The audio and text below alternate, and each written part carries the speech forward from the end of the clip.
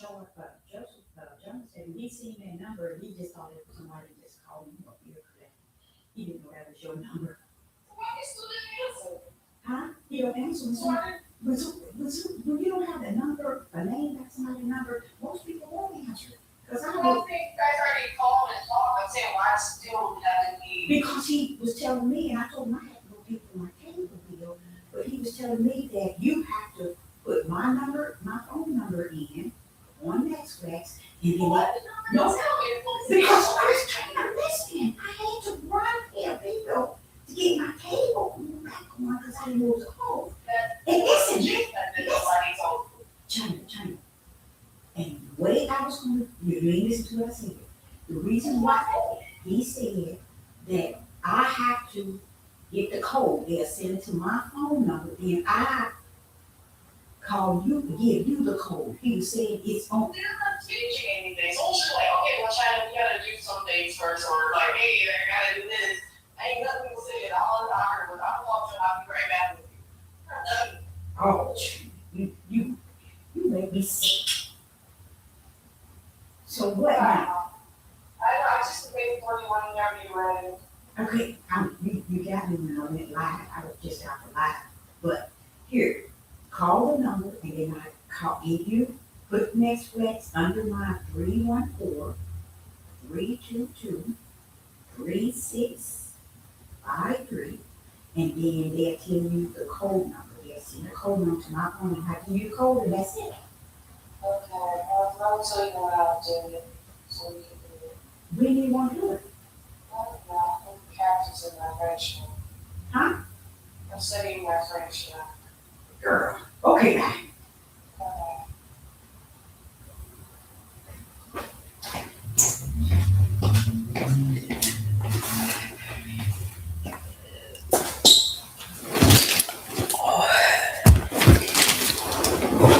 All right.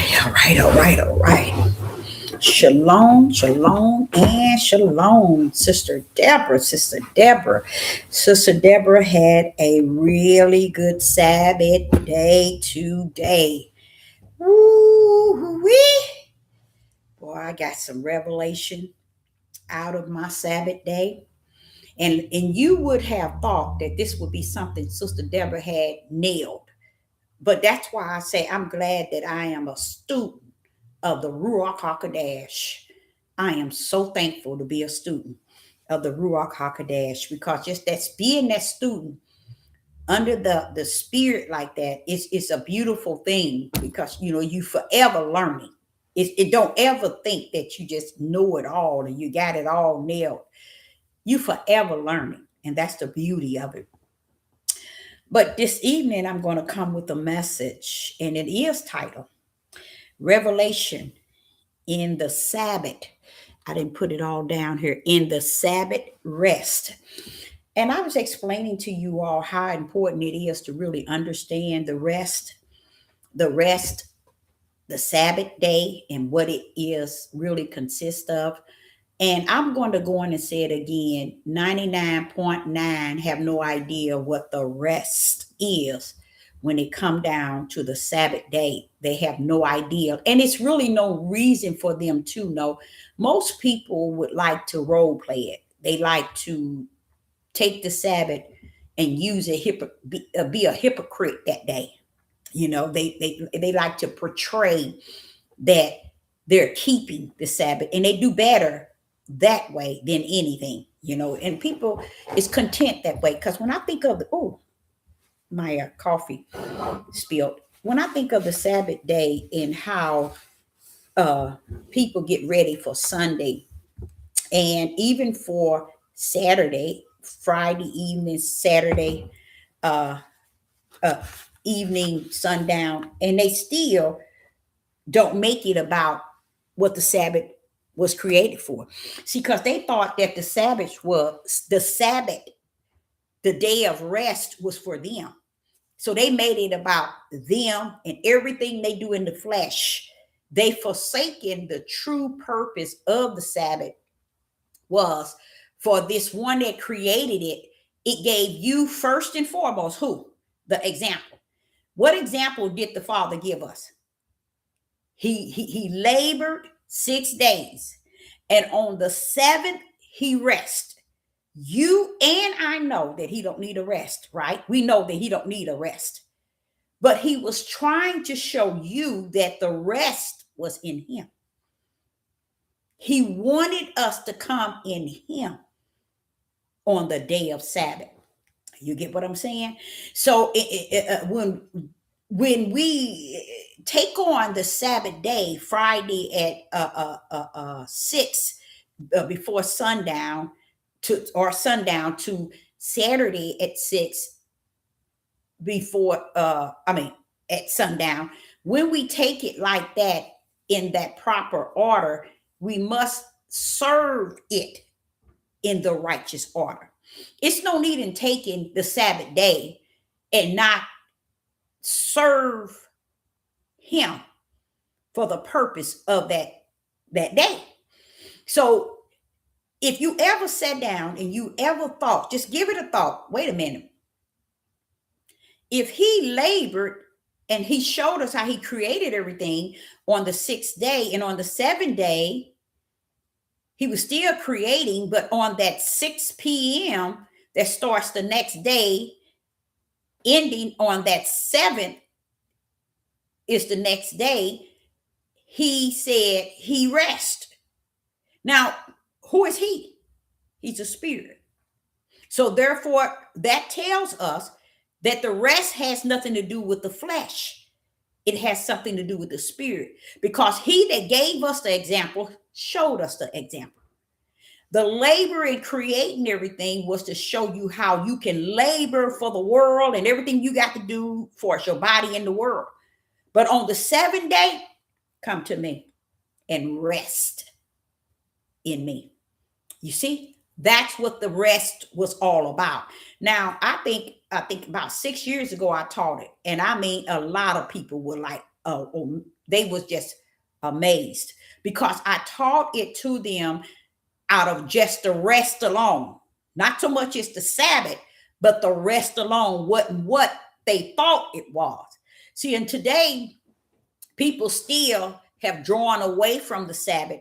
And when we show you how you disrespect the Sabbath, it's when you portray that you're serving the Sabbath and you recognize the Sabbath, you honor the Sabbath, but you're doing something else.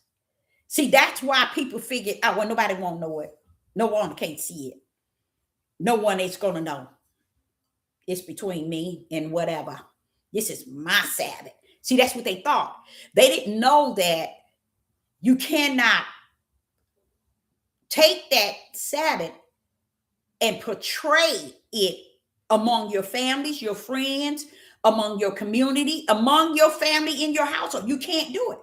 That Sabbath day is a day between you bringing your spirit in line with his spirit. But what happens? Your spirit comes to rest in him, in his spirit. Why? Because he has something for your spirit, and your spirit has something to give your flesh, to teach, to speak, to preach, to minister. So when y'all running around here listening to all these people, and they just giving you their sermon, their study, their understanding, they giving it to you from flesh to flesh, from their flesh to your flesh.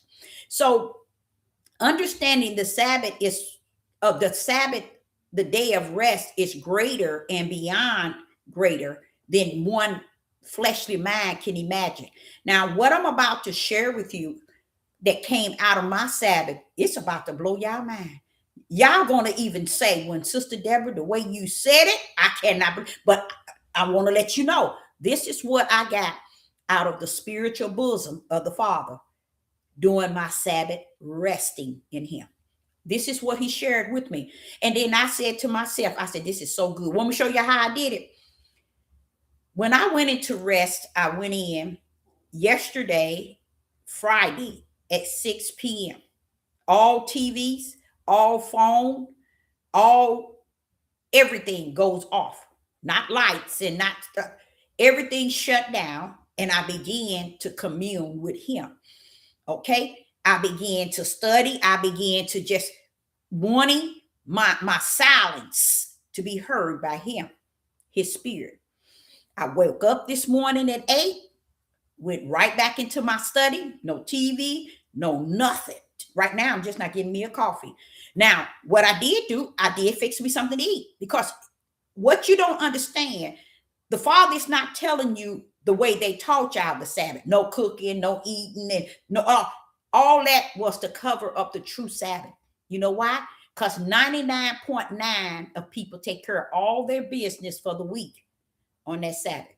They got tickets to go places, they got places to go, places to be. They are not going to give their Sabbath to an unseen creator. They didn't give it to them when they was in the church. They never gave, people have never gave their Sabbath to where it should have been. Or when I say gave, I guess I said that wrong. People never honored the Sabbath, even to this very day. Even when they was in different religions, in different belief, their Sabbath mean nothing. It was a way of living hypocritical, and a way of trying to be a hypocrite and portray. Now, you got a lot of people that do take on the day of Sabbath from Friday at sundown to Saturday at sundown. But guess what? It means nothing if you don't understand how to go in and how to pull out of the Sabbath. And it all is a spiritual thing. So I used to ask him when I was a teenager, okay, we going here, work 7 days. Wait a minute. We're going in, but wait a minute. You don't need no rest. I used to wear that thing out because it didn't make sense. But he was setting an example to us that he labored to create everything. And on that 7th day, he rests in who? Himself. He rests in himself. See, we think that the Sabbath is for us to clown in our flesh. The Sabbath ain't never been created for us to clown in our flesh. But even to this very day, that's what 199.9 of people do. They clown in their flesh, portray hypocrite in their flesh that they serving a Sabbath. You see, they think the Sabbath has to bow down to them. They don't understand the Sabbath is a place that you go into, and it's a spiritual realm to rest in the bosom of the Father. And while you're resting in him, he'll give you information you never heard before. He'll tell you things to come. He will reveal things to you. The things that he revealed to me today, I'm going to be honest. You know what I said to the Father? The people are not deserving to hear what you gave me, Father. That's what I said. And does that sound harsh? Sure it does. But as I'm speaking it, that's how harsh I feel at this time speaking it. The people are not deserving. Because what I'm about to say is more than just one thing you can put in your spiritual backpack. It's going to open your eyes up to things, and you're going to see something that you never seen today. But that's what I said to the Father. I said, Father, what you've given me in the Sabbath, these people have never heard. And you sitting here giving them to me, they're not deserving. That's what I said. He never said anything to me. Because if he thought that I was wrong about something, it's a feeling that the Ruach will give you. It's a feeling inside where he would say something, and it gives you a feeling of guilt. He didn't say anything, but that's what I said. I said, because this is so, and what happened, the reason why I felt that way, because I went into my Sabbath for rest. And this is what he gave me out of obedience. But just imagine, here I am on live, about to disperse what he given me. And that has a lot to do with who I know that I am, not just in him, but what he is in me. So the first thing I want to explain to you all, this here in my Sabbath, I came out And the reason why I said I'm going to make sure I go by my Sabbath the right way is because I felt the need that the Father got so much to say to me that he would give me privately information that I could share. But when he gave all this information to me today, I said to the Father, I said, they are not deserving of what you have given me in the day in this day of my rest. Resting in thee. I sure did. I sure did. And I am not ashamed.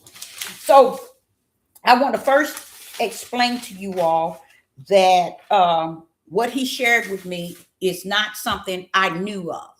Okay.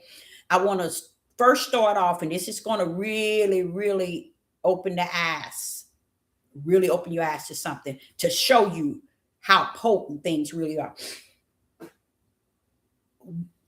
I did not want, and it's been almost, it's probably almost 2 years. I did not want to ever go into a study regarding uh, the what would I say the day of Yah, the terrible day of Yah, the day of His rest, the day of the day of His judgment. I did. It seemed. It felt to me it was just too much. It's just too much. But in it, after he gave me what he gave me, I was like, thank you so much. And y'all, I'm telling you, that's all I've been doing is just thanking him so much because he educated me in such a spiritual way. Let's go. I learned that, let me first and foremost tell you what I learned. I learned that when the sun, the moon, and the stars bow down, bow totally down out of their creative order, is a reason behind it. Let's take, for instance, the sun. If the sun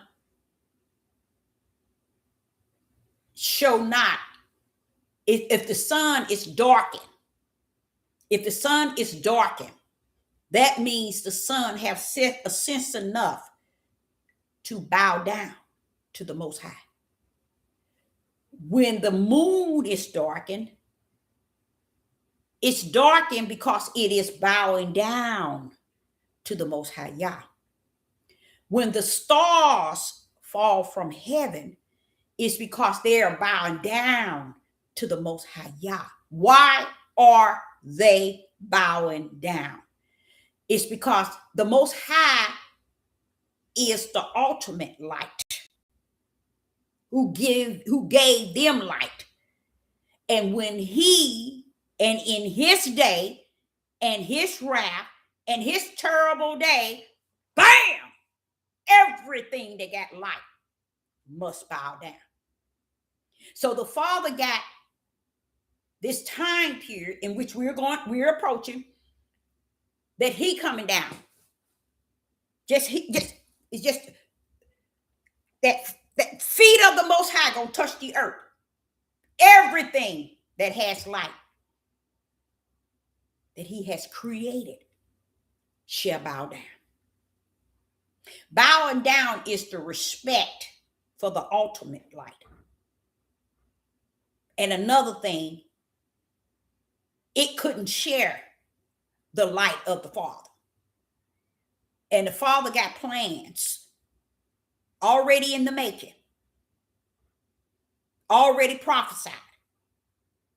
Only thing about it, 99.20 trillion have lied about it. So when the day of Yah come upon the earth, every light must bow down. So that's why the sun's not going to give its light. That's why the moon not going to give its light. That's why the stars going to fall from heaven. Why? Because the light of the Creator is showing up and about to show out. When I think of that, I said, Father, they would never give you that type of prompts. This world and the people in it, I know they say they this, they say that, but they would never give the Father that type of prompts. But listen to what I say. The Most High is coming down, and he ain't playing. This is what you all do not understand. Why? Because no one ever taught it. Why? Because he has to the Father has to be greater in them to be the true teacher, to teach these things. Now watch this.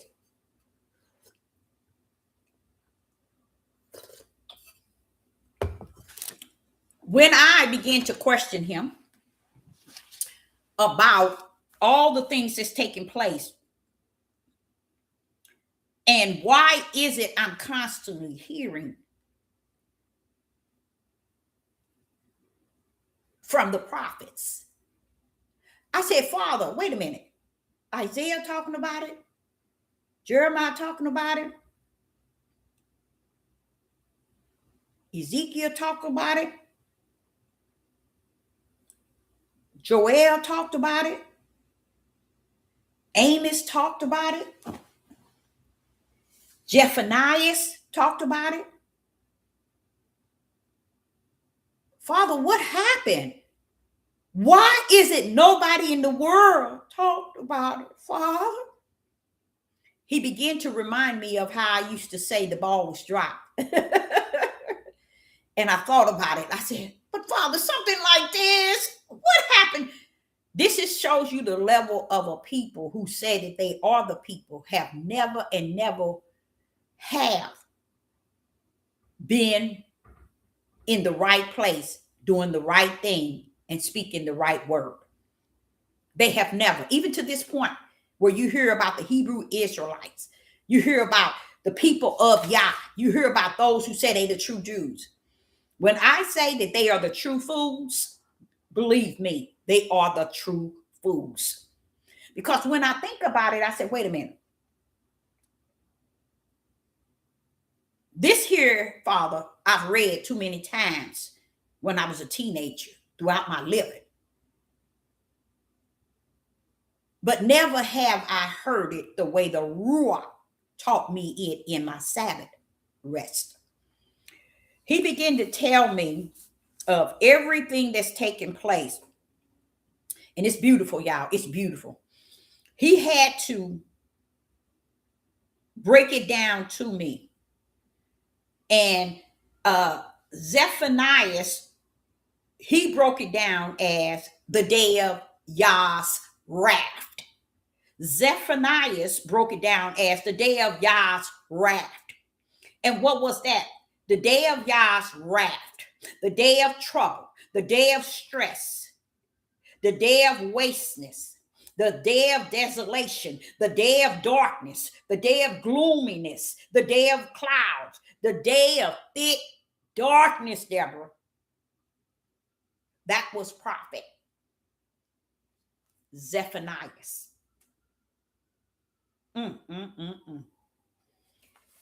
You also hear in Amos and Joel. Joel broke it down really powerful. Joel broke it down just like Zephaniah.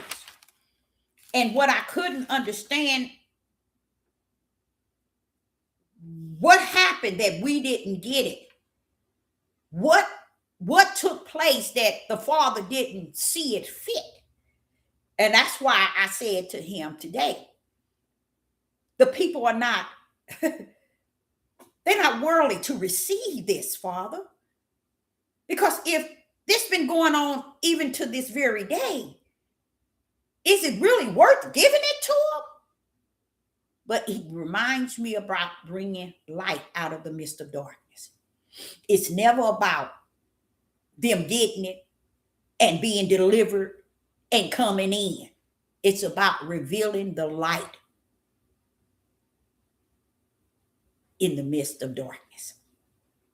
So what he explained to me was those days, which Zephaniah was talking about, all of those days he was talking about what's going to happen. Zephaniah is a prophet. These are all the prophets, y'all, before the New Testament. They've been warning us all the time, and we had it wrong.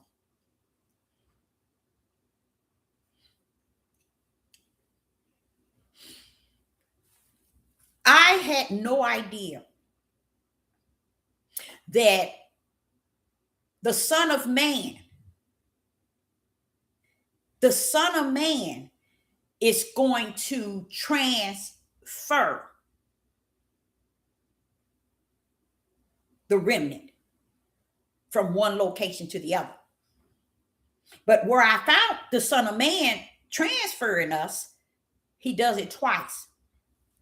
He transferred us twice in Matthew's. When you see it, that's why I never wanted to tackle it, because I'm saying, well, okay, Father, over here it says he's doing this, over here he's saying he's doing this. But today the Father gave me the whole thing. It's because the Son of Man doing two things. He's bringing his remnant, Yah's remnant to where he has a plan. But he also is going to take on, after everything is over, where he had the day of Yah, when he end the world, he's also going to, Yeshua is the Son of Man with the angels. They're going to go and get all the nations, and he's going to bring them to his glory at his throne, the Son of Man, and separate the sheep from the goats.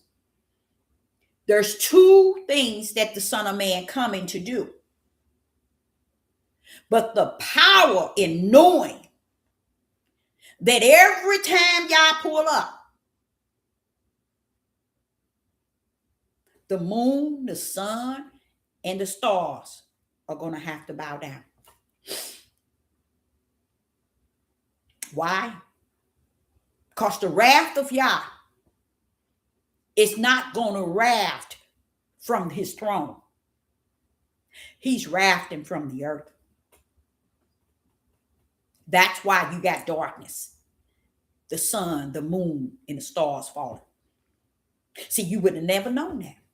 You would have never known that they are bowing down, because the creator of light is on the scene. Because they never wanted you to know that when the Father deal with Israel and Judah coming out and the strangers, he's going to have full force of his wrath on the earth against all the nations. And that's why the sun going to get out the way. That's why the moon going to get out the way. That's why the stars going to fall. You got a lot of prophetess and I ain't say a lot of prophets, because I haven't heard a lot of prophets, but I hear a lot of so-called prophetess talking about the 3 days of darkness. The Father had to reveal to me there's no such thing. No such thing.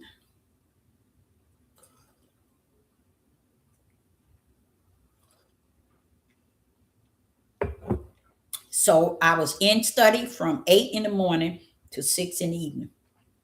And I learned that, which I be talking about, these people be feeding you all trash. But the Spirit said something to me at 5:00 p.m. These things need be. It's almost that they are designed for that purpose, to give those who don't want no truth and wants to live a lie. They got to eat too. You see? They got to be fed too. So when I learned that the Father And wait till y'all don't, this is really good news, but wait till you hear this. That the Father is coming. Remember how I told y'all that on the earth there's lawlessness, there's, watch this here, there's the judgment of the Father and the wrath of the Father. And I say you see lawlessness in the land, you see the principality that was in high places now on the land. All of this stuff is on the land and taking place right before our eyes. All the prophecies is taking place. But guess what? How is it that we left out y'all pulling up? We finished. I'm gonna show you exactly when he pull up. I'm gonna give it to you, and you're gonna see him in the spirit realm pull up in your spirit if you have the spirit of the Most High Yah. So there's no such thing as 3 days of darkness. That's a lie. Let's go to, let me make sure I get mine. Let's go to Exodus. Let me get that. I bet you I don't even have that with me. Exodus, because I wasn't going to go there, but I got to show you where they got the lie from. In the book of Exodus,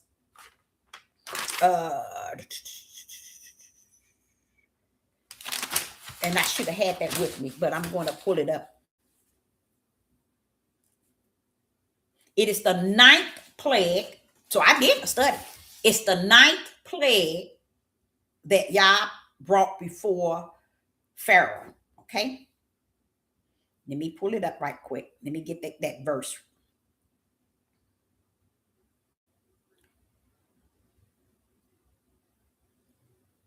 Exodus, the day of darkness in Exodus. So let's go to,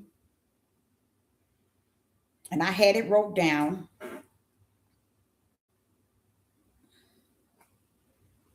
Exodus, I know it's chapter 10. The book of Exodus, let me go there. Chapter 10. I know I should have had that down. I got so much in the book of Exodus. I believe it was 10. I should have highlighted it too, because it did something to me when I read it. Okay, let me get that. Let me see, get that.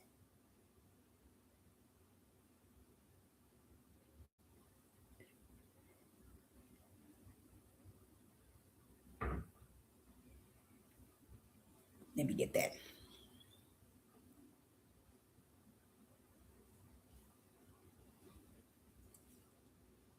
How did they lie like that? I can't explain it. Oh, someone says verse 21. Okay, thank you. So it is in 10, verse 21. In the book of Exodus, chapter 10,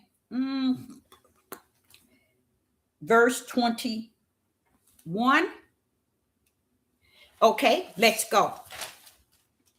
And Yah said unto Moses, stretched out thy hand toward the heaven, that there may be darkness over the land of Egypt, even darkness which may be felt.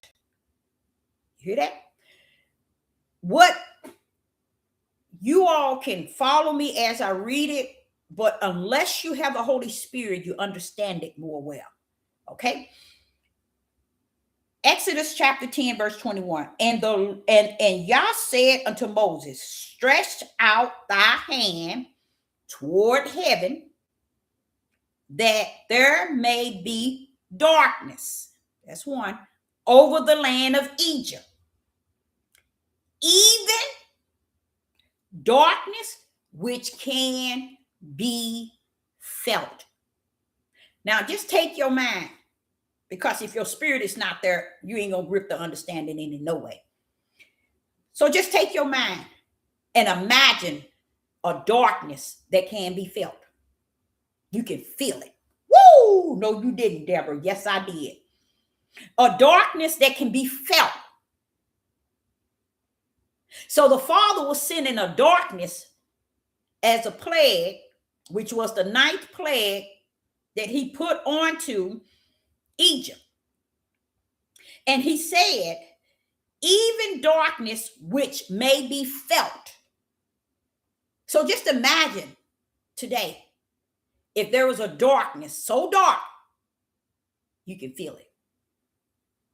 See, that's why I say they would never teach y'all this. You know why? Because you have settled for deception over truth. You have settled over darkness and got comfortable with it than light. Now watch this. Verse 22. And Moses stretched forth his hand toward the heaven, and there was a thick, you see that thick? A thickness, darkness in all the land of Egypt. 3 days. 3 days. So when you hear these prophetess lying about 3 days of darkness, they lie. And they're going to continue to lie. Because why? People like the food of lies, Deborah, than the food of spirit and truth. That's just it. People prefer the lies of these prophetess than food of spirit and truth. Now, here shows you in Egypt 3 days of darkness. Guess what, y'all? They took that and they brought it all the way to Revelation. And they teaches you that there's going to be 3 days of darkness. And guess what the Father wants you to know? Do all your search from the beginning of your study guide to the end of your study guide. And he wants you to know you will never, ever, ever, ever, forever, ever, ever, ever find it. It's not in there. When he shared that with me, I said, Father, I done heard that over and over and over. 3 days of darkness. Now, with me, there is a 3 day. And I'm going to show you that in Revelation. But you have to understand the 3 days that's going to be dark. But it's not the 3 days of darkness here.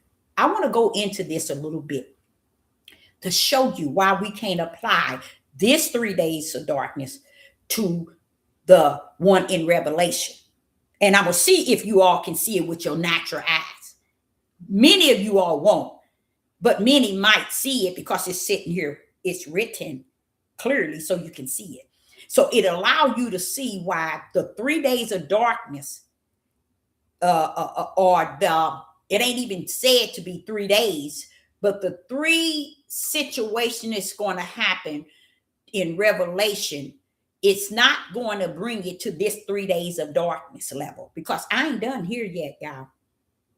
I want to show you how powerful this one is.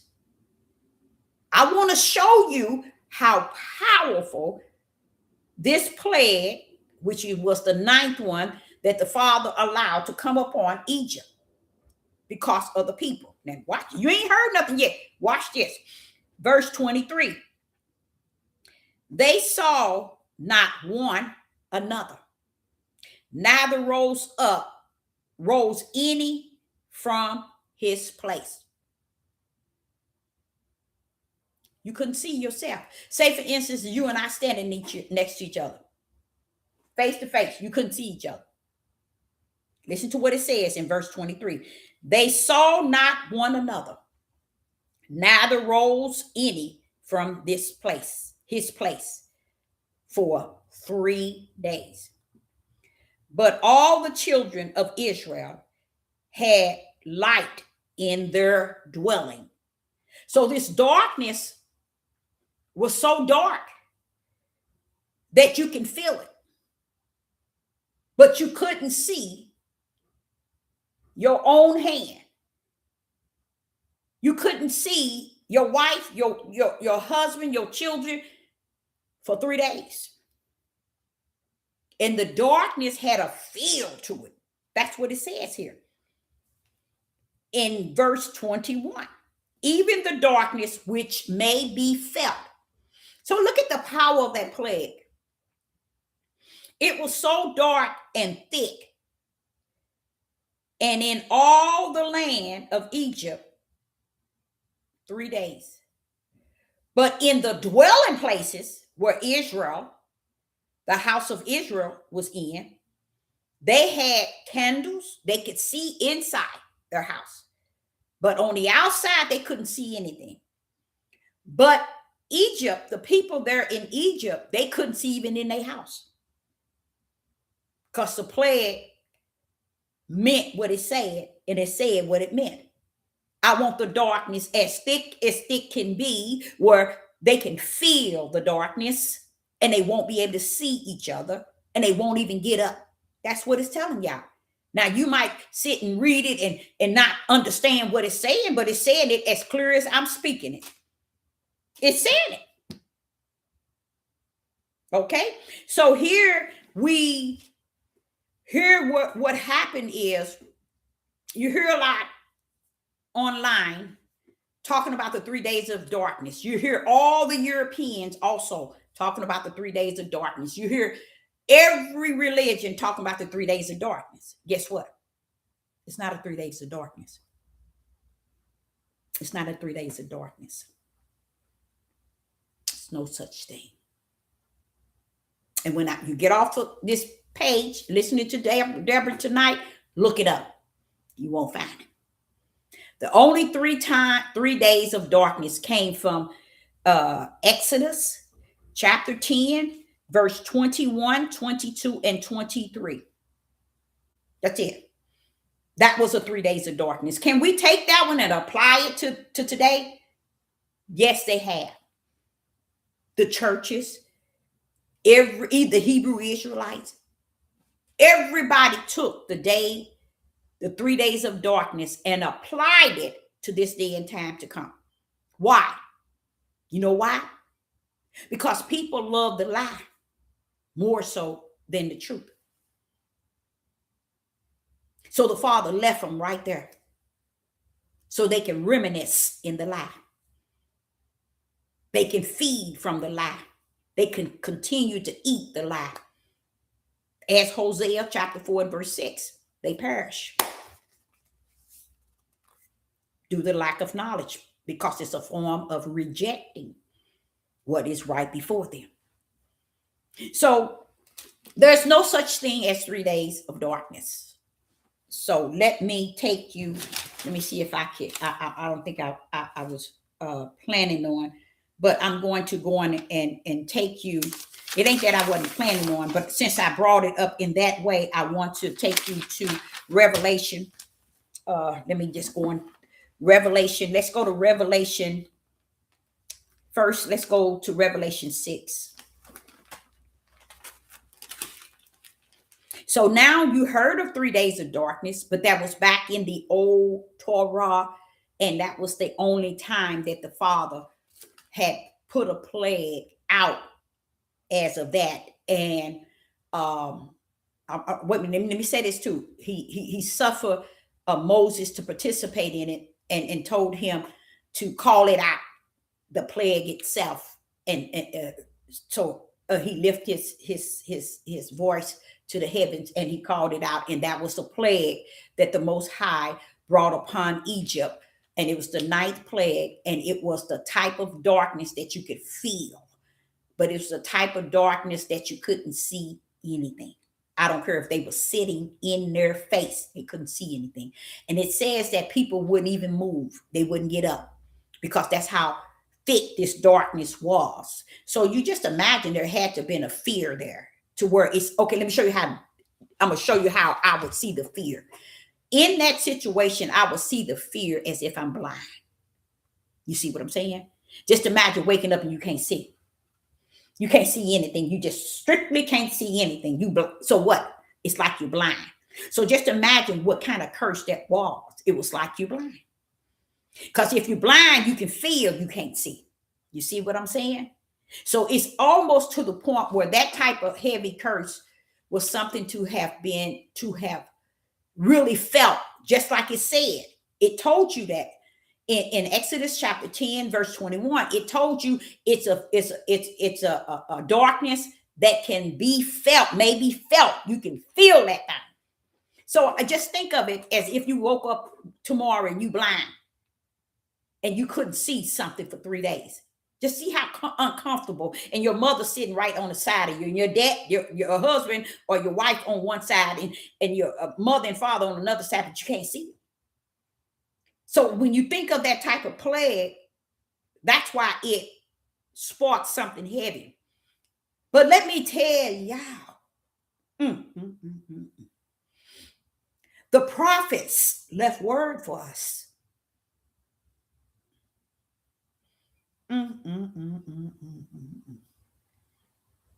You see that darkness? Just imagine the moon bow down, the sun bow down, the stars fall off the sky. Why? Because they bowing down to the Most High Yah.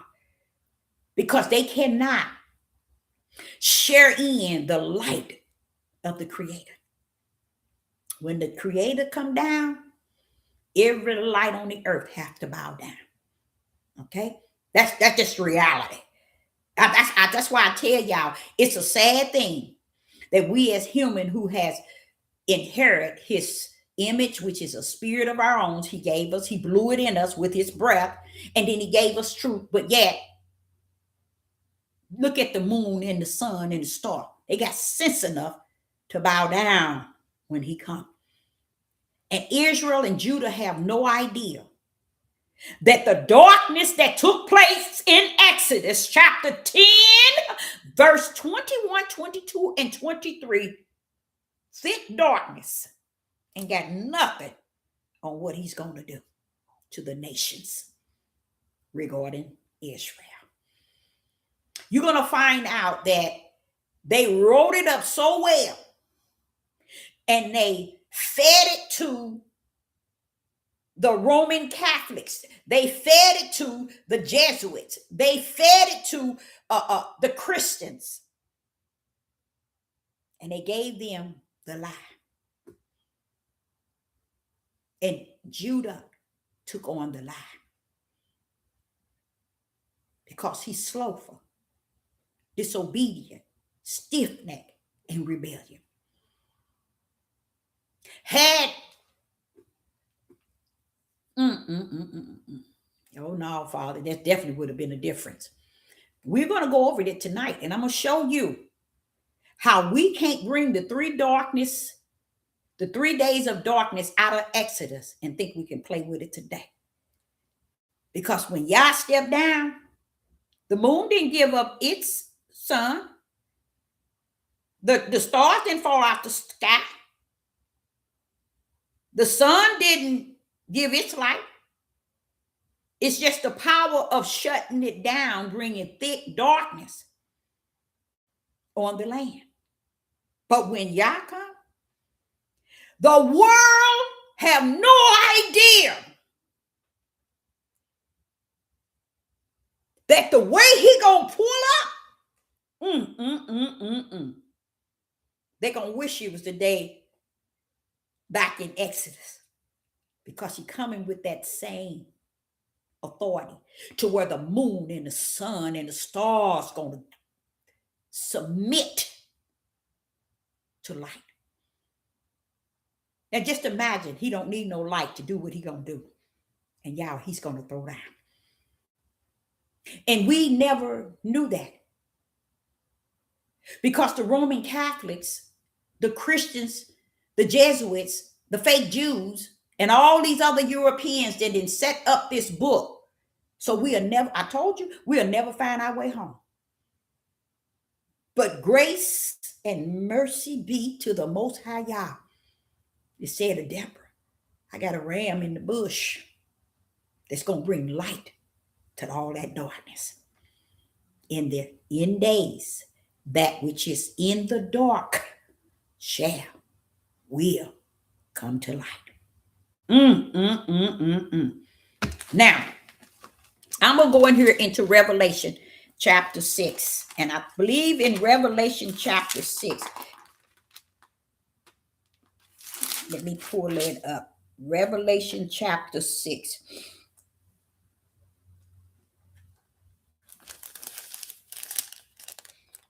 I want to show you. It's amazing how all that I highlighted, and that wasn't something I highlighted. So let me go to my paperwork here. Revelation chapter 6, and I believe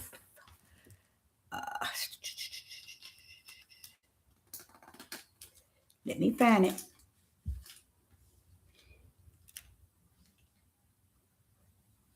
Okay, go to verse 12. Now, y'all, I'm gonna show y'all something. Guess what, y'all?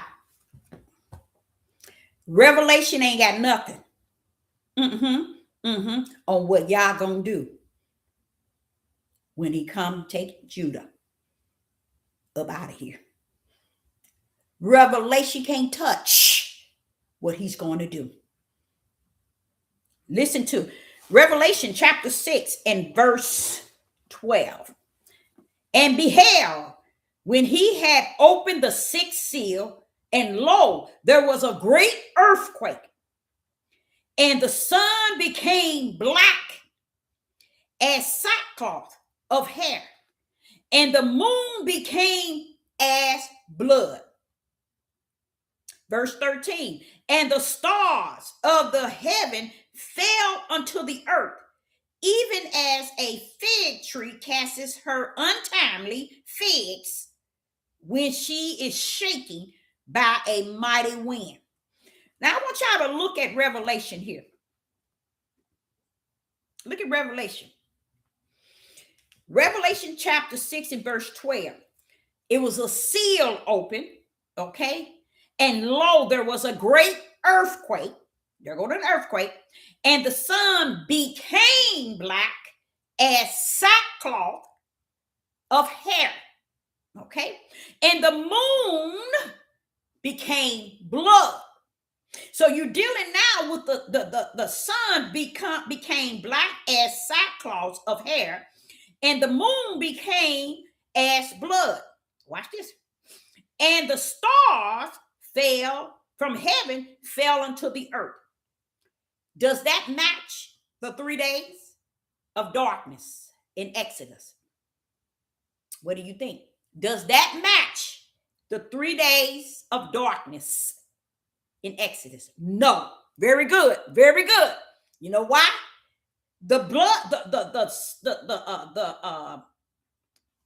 the moon was blood red, and the sun was like a black as sackcloth of hair. That cannot compare to Exodus chapter 10, verse 21, 22, and 23. That darkness was greater than this darkness in Revelation chapter 6, verse 12, and verse 13. Let us go to Revelation chapter 16. Oh, well, wait a minute. I think I better go to Revelation. No. Let's go to Revelation chapter 8. In Revelation chapter 8, and then we're going to go to the 16. In Revelation chapter 8, it speaks in verse 12. And the fourth angel sounded the third part of the sun smitted, and a third part of the moon, and a third part of the stars, so as the third part of them was darkened, and the day stoned not for a third part of it, and the night likewise. Let me go over that again. And the stars fell. That was in Revelation chapter 6. Yeah, the stars fell in Revelation chapter 6. But it does not match with the darkness That was the plague that Yah had ordered in Exodus for 3 days. Revelation chapter 6 and verse 12 and 13, you see no 3 days. Okay? You hear nothing speaking of 3 days, nor do you see the star, the moon, and the sun darken to where darkness can be felt. That's not what this is saying in Revelation chapter 6, verse 12 and 13. Hold up, y'all. Y'all gonna find out something y'all never knew tonight. Okay? And you'll understand why I said to the Most High God, they don't need that. They don't need, Father. These people, You'll understand it. Now, when I get to Revelation chapter 9, no, Revelation chapter 8. In Revelation chapter 8, it says, and the name, Revelation chapter 8, let me make sure I got this right. What was it? Oh, Revelation chapter 8, verse 12. In Revelation chapter 8 and verse 12. And the fourth angel sound, and the third part of the sun was smitten, and the third part of the moon, and the third part of the stars, so as the third part of them was darkened, and the days a stone not for a third part of it, and the night likewise. So will you tell me in Revelation chapter 8, verse 11 and 12, that speaks of a third part of the sun smithed, the third part of the moon, and a third part of the stars. Also, a third part of them was darkened. Can we use that to stand on Exodus chapter 10, verse 21, 22, and 23? Can we use it and apply it in Revelation chapter 8, verse 11 and 12? Still no. There you go. There you go. Still we can't. Okay. But what's going to get you is what I'm going to say after let's cover Revelation chapter 16. And let's go into Revelation chapter 16. I hope I got this one marked.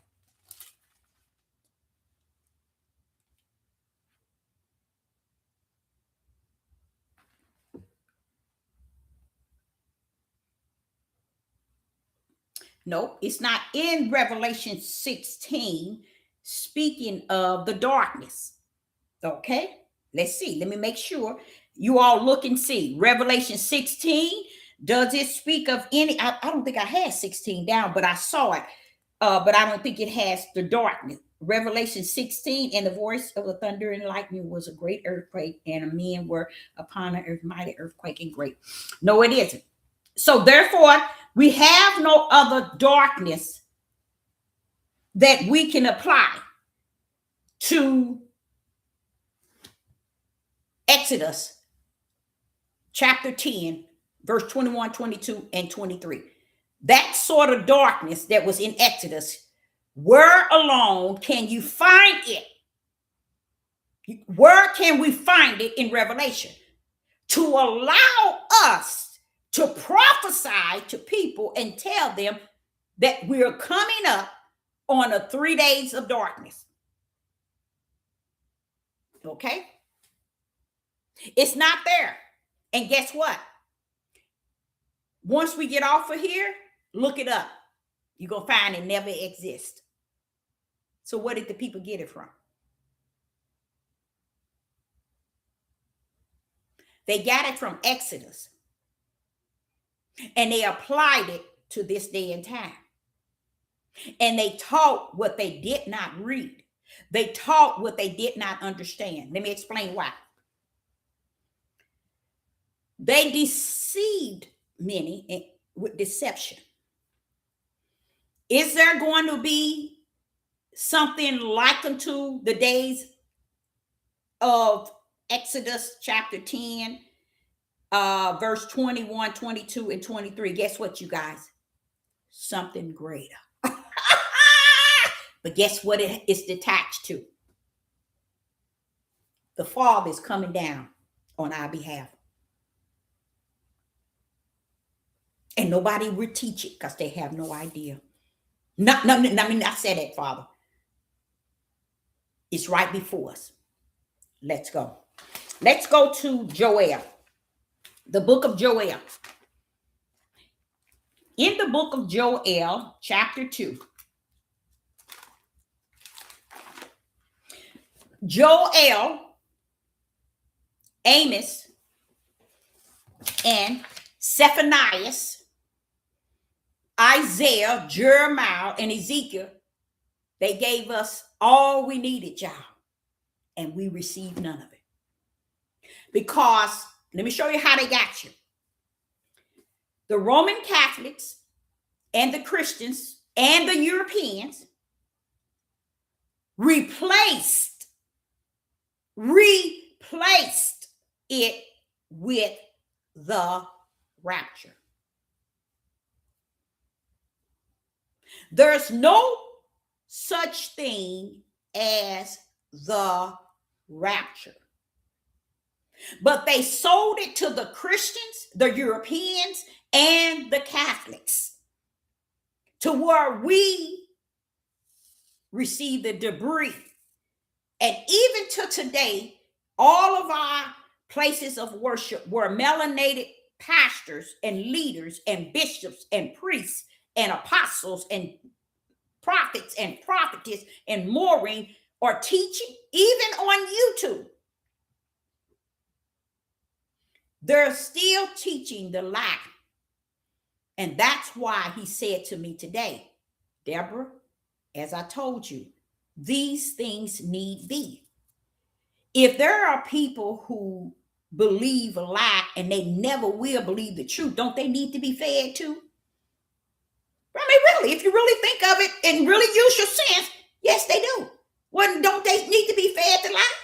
He was just showing me that when I'm sitting here talking and trying to give them a way out or a door out, stop. They need to be fed too. They only want the lie, so let them receive the lie. At least they get more food than those who get the truth. Because those who hold the truth still running around here trying to hold on to the lies. Now watch this. Israel really wasn't in a situation. The Father wants you all to know it was Judah. So there go the other lie. And I said, Father,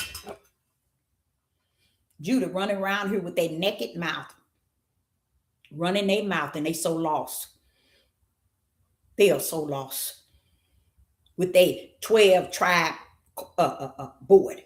They are so lost. But it also matches to me when I think of Judah, it reminds me of stiff-necked rebellion and disobedience to the fullness.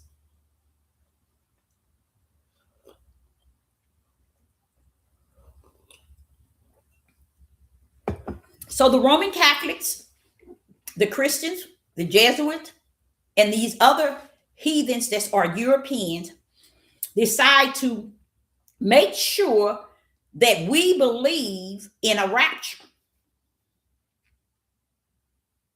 And guess what I found out today? The Son of Man is coming to get us out of here. He is. He's coming twice. That's why you can't balance it. You can't see that in Matthew's 24, he's coming to get a people. And in Matthew's 25, he's coming to get the four corners to collect all the spirits to come to be judged between the sheep and the goat. But in 24, he coming for Israel. And not so much as, I want to say Israel, but the Father really want me to let Judah know that they are so lost. Because all of what he's about to do, guess who it's for? The tribe of Judah. the tribe of Judah. And just imagine, now I kind of get the prophet Hosea. My people perish due to lack of knowledge because they reject. So it ain't that knowledge is not before them because I'm speaking spirit and truth. It's just that their mentality, their mental state, their spiritual state reject anything that's what? Spirit and truth. And they eat full meal deals on the lies. So Deborah just need be, let them rest in the lie. Now, let me get to this here so y'all can understand that there's no such thing as a rapture. Did you ever think, why would the Europeans and the Catholics and the Jesuits and the other European nation, why would they lie, and the Christians, about a rapture to deceive the people? Deceive them by what? Hope that there is a creator for sure, and he's coming to get you. You notice they didn't tell them who he's coming and what place you must be in. Oh, or do you have the Holy Spirit? Do he live in you? Do he teach you? Do he show you things to come? Did he give you the power? They don't care about none of that. But the Roman Catholic has deceived them and the Christians as well to believe that heaven's going to open up and come to get you all. No such thing as a rapture. But there is a such thing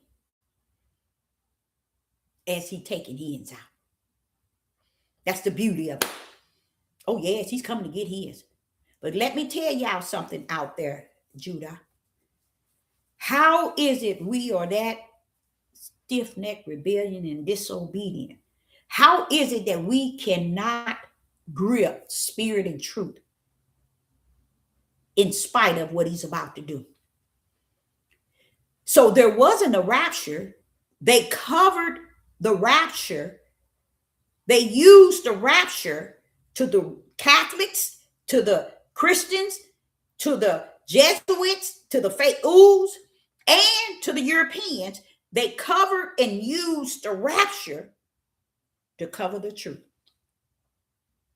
If y'all know that in Exodus, the third plague was darkness. A darkness that was so dark they couldn't even see each other. It was so dark they could feel each other for 3 days. But what Yah is about to do, he's the darkness. He coming to get his out. So they put the rapture in to take the place of us coming out.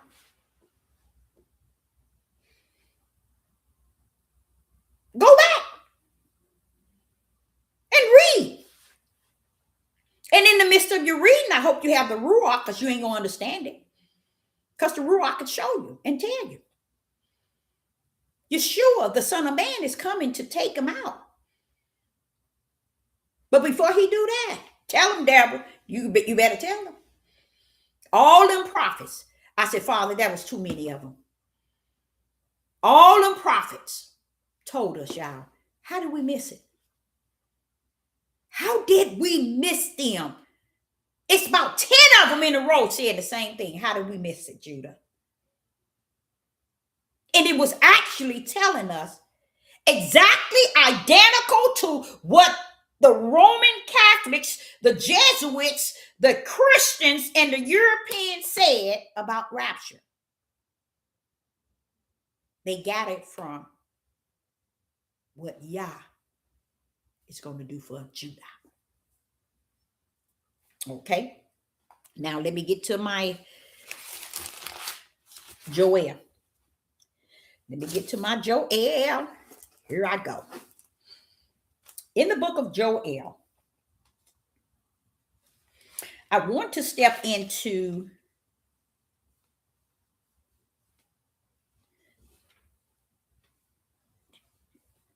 I want to first step into Joel. I just chapter 1. In Joel chapter 1, and I kind of feel bad that many prophets prophesied the same thing, and here Judah is got their tails on the corner talking about the 12 tribes. Okay, Joel chapter 1, and let's start with um, verse 2 and 3. Watch this here.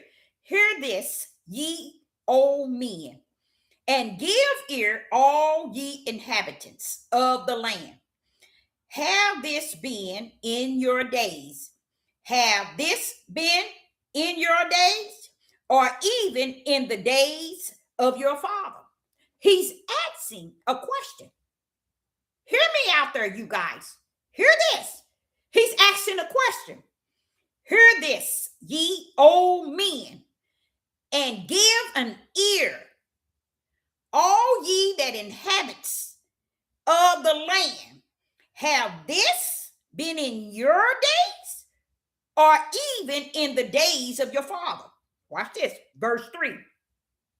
Tell your children of it, and watch this, let your children tell their children, and their children tell another generation. Hold up.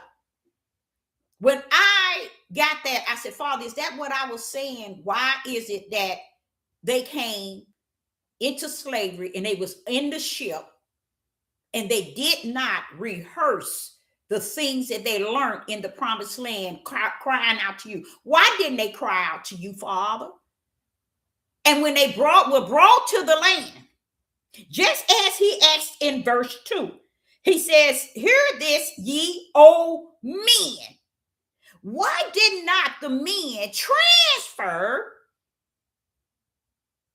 the way we were taught once we got off the slave ships? To their children, Can they whoop us? Can they kill us? Yes. Can they beat us? Yes. But they can't take what would have been in us out of us. I don't understand that, y'all. That's something I put before the Father so many times. And then I sit here and it says, and tell ye children of it, and let your children tell their children and their children another generation. So why I'm lost at when they used to talk about the slave ships and how we came over and how they didn't let us read. Baby, we had something greater than reading their books. He said, he didn't say read. He said, tell your children and their children, tell their children all through the generation to where we wouldn't be awakening today. We'll still remember what our forefathers told us. But we clowning today. Oh, we awaken. Hold up.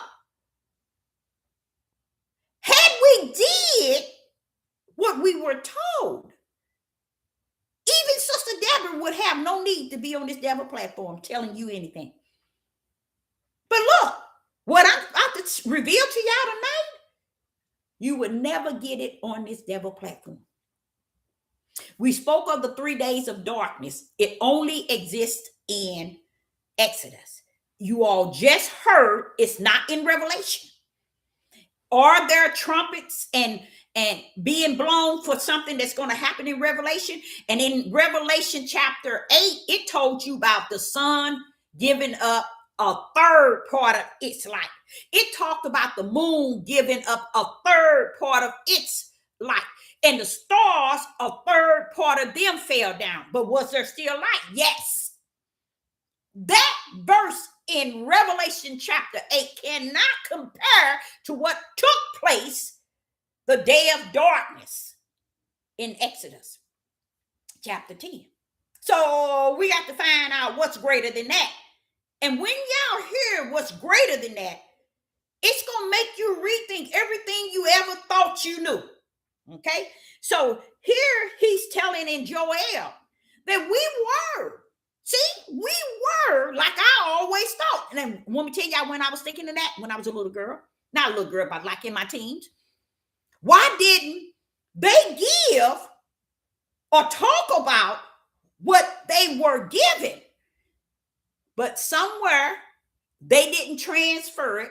The men didn't transfer it to their children, and their children didn't transfer it to their children. So who dropped the ball? The men. So when they came over here, they had something better than silver and gold. But because they were acting the fool from where they came from, and y'all had a plan to send them to where they need to go as a curse, as a something to discipline them, could they have still brought what they learned from Josh and all of them? Yes, they could have. But it shows you the rottenness heart of Judah. Not wanting to be obedient, wanting to be stiff-necked and rebellion, to the word the men never transferred what it's telling them right here to their children, to their children. And this is why this old lady Deborah sitting here. I'm the ram in the bush in the end day, bringing light out of darkness. Why? Because there's many things that had been missing and it ain't coming back because everything been missing. You see? Now watch this. Now let's go into Joel. Okay? Joel chapter 2. Now, y'all just heard what it says in Joel, where he was being told to hear this ye men. He had to tell the men of Judah to hear this. Hear everything's being said so you can be able to give it to your children, and then your children can take it to your children. And here I am, the ram in the bush. Never got it. But if it had not been for the Holy Spirit, I wouldn't have it today. So let's send a shout out for the Ruach HaKodesh. Okay? So here in Joel finna step into you and let you know y'all had it wrong. There's no such thing as 3 days of darkness, okay? So don't be looking in the days to come for 3 days of darkness. But what you should be looking for, don't stop running back into Exodus, trying to bring a 3 days of darkness in Exodus up into this day. Those are all lies. You ain't gonna find it in Revelation. Nowhere in Revelation, the 3 days of darkness. It spoke of darkness, the sun, but it didn't say to the point of darkness in the land. Okay? Those that's in Revelation is what you call a sign. He's sending a sign. And you want me to tell you who he's sending them sign to? To the world, to the heathens, to the Gentiles, to the world. Those are signs in Revelation to them. But to us, now you finna pull up. Okay? So when you get into Joel, chapter 2, Joel chapter 2, let's do verse 1 and 2. Now just listen to this. This is a prophet. Blow ye the trumpet in Zion. Sound an alarm in my holy mountain. Let all the inhabitants of the land tremble. For the day of Yah cometh. For it is nigh at hand. Verse 2. Listen. A day of darkness and gloomy. A day of clouds. A thick darkness as the morning spread upon the mountains. A great people and a strong there has been ever the like, neither shall be any more after it, even to the years of many generations. Now, what you just heard, now I'm going to break it down. In Joel chapter 2 and verse 1 and 2, he's letting you know that the trumpet will blow in Zion when he throw down. The trumpet is going to blow, and he's going to send signs to Judah. Watch this here. And the signs is going to be a day of darkness. I've spoken to you all in the last 2, maybe 3 years. And I've said to y'all, it just feels so, this day just don't seem right, y'all. It's so gloomy. It's like a cloud, y'all. It's like a cloud. Even though the sun is out, the blue sky, but I don't see that, y'all. I see like it's a gloomy and a cloud. I've been saying that to y'all for the last 3 years. And many of y'all probably looked at it and went on by your business. But the Father said in Joel that there is a trumpet that's going to be blown from Mount Zion. Because this is why the day of Yah cometh. Oh, we see, this not the day that Yah coming to rapture nobody nowhere. This is for Judah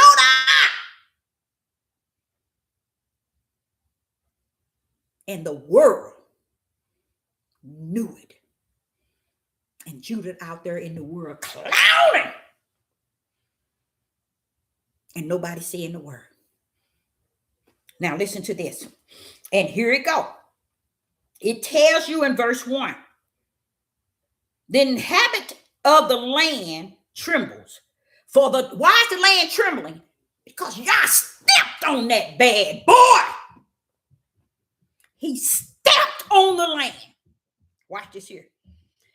The day of Yah cometh. That's in verse 1. For it is nigh at hand. Verse 2. A day of darkness and a gloominess, a day of clouds and thick darkness as the morning spread upon the mountain. A great people and a strong. There has not been ever the like.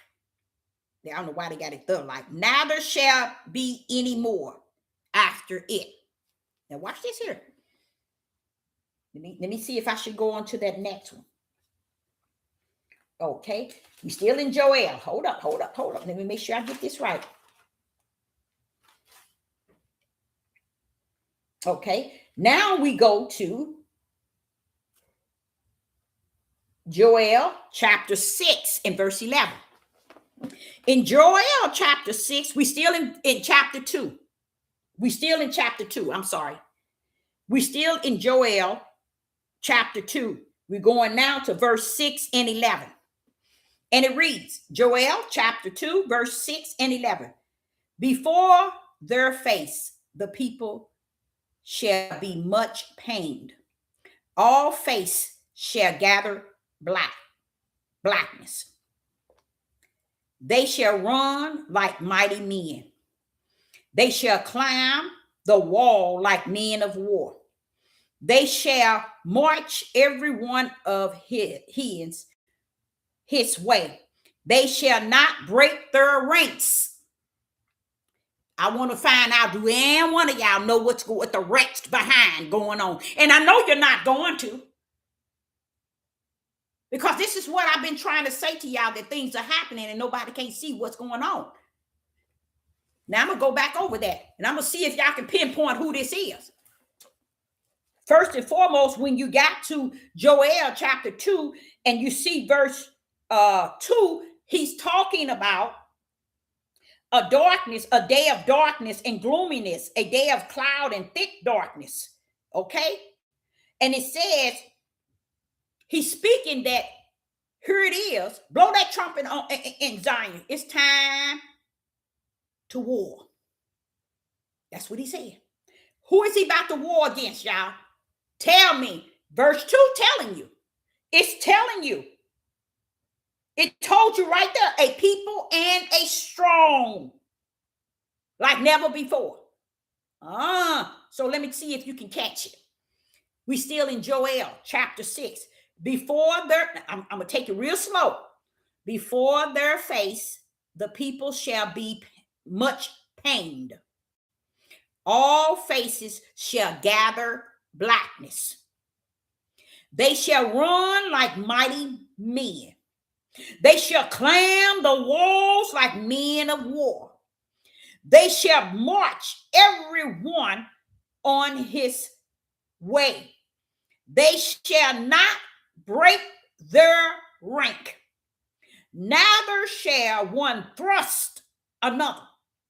They shall walk everyone in his path. And when they fall upon the sword, they shall not be wounded. Verse 9, they shall run to and fro in the city. They shall run upon the walls. They shall climb up upon the houses. They shall enter into the windows like a thief. Verse 10, the earth shall quake before them. The heavens shall tremble. Here we go, y'all. The sun and the moon shall be dark. The stars shall withdraw their selves, their shine. You see how the stars withdrawing their shine? That's because they're bowing down. Okay. Verse 11, and the Lord shall utter his voice before his army. For his camp is very great. For he is strong that execute his word. For the day of Yah is great and very terrible. And who can abide in it? Verse 12, therefore also now, said Yah, turn even ye to me with all thy heart and with all thy fasting and with weeping and moaning. Why is he telling you to do all that? Because I'm finna step into this earth. I'm finna tear up. Watch this here.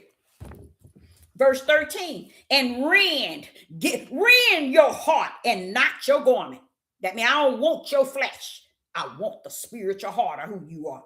And turn unto Yah, your Yah. For he is gracious and mercy is slow to anger and of great kindness, and repent him of the evil. And repenteth him of the evil.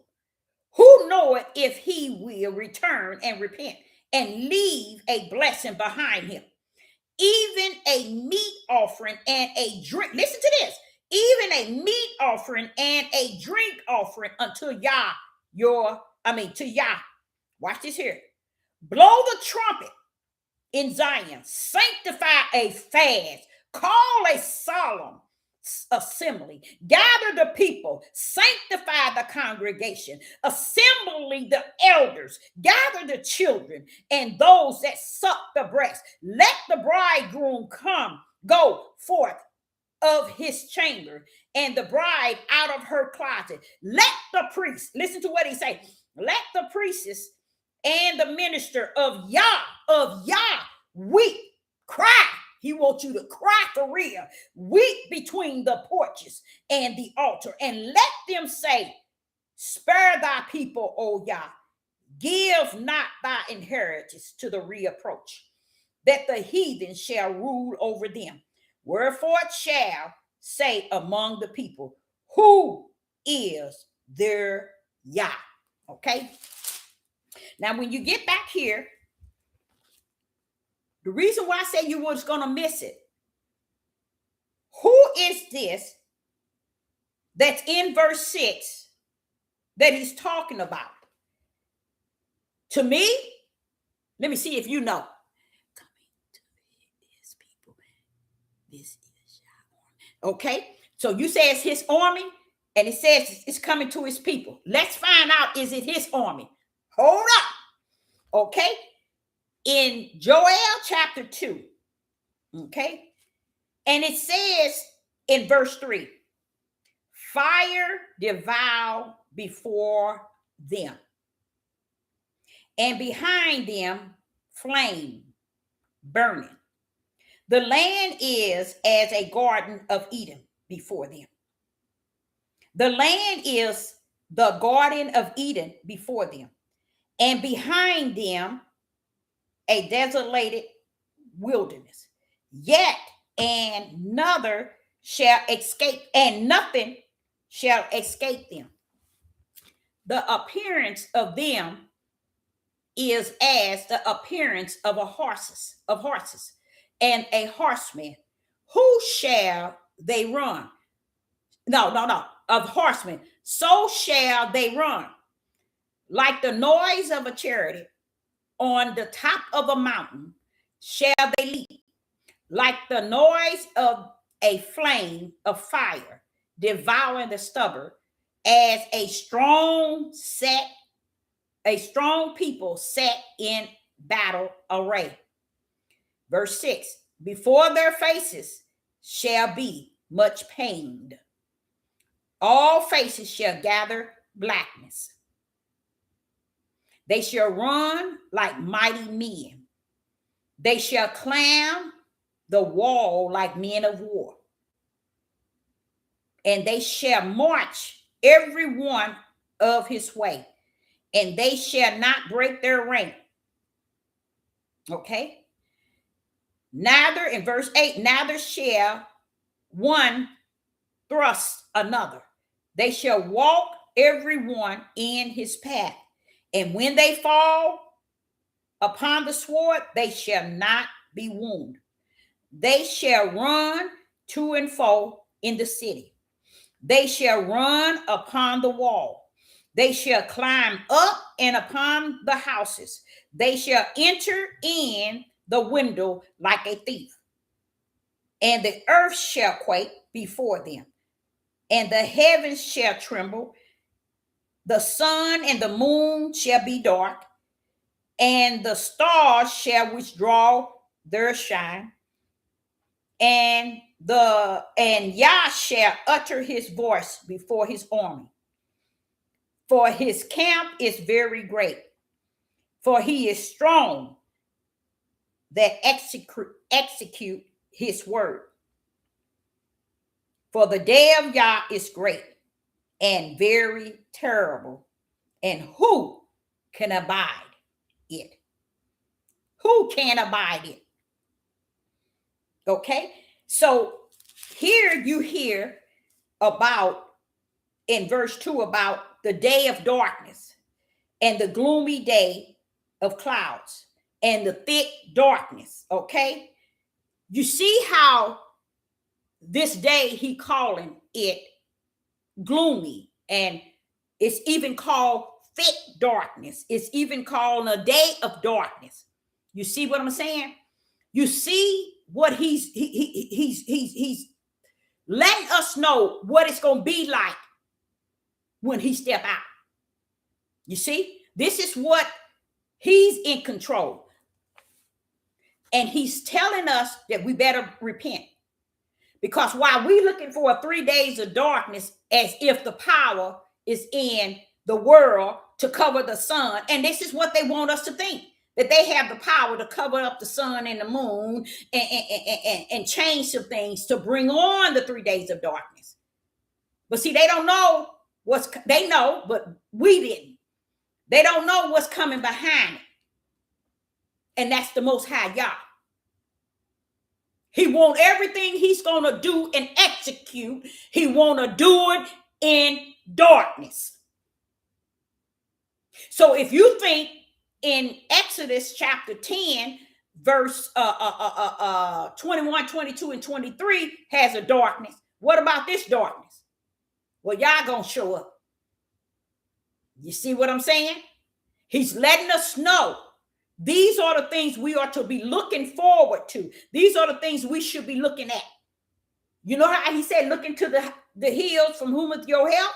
Then he said, look at the sky. Because when he comes, he's coming to throw down. And all of this has to do with the nations who put their hands on Judah.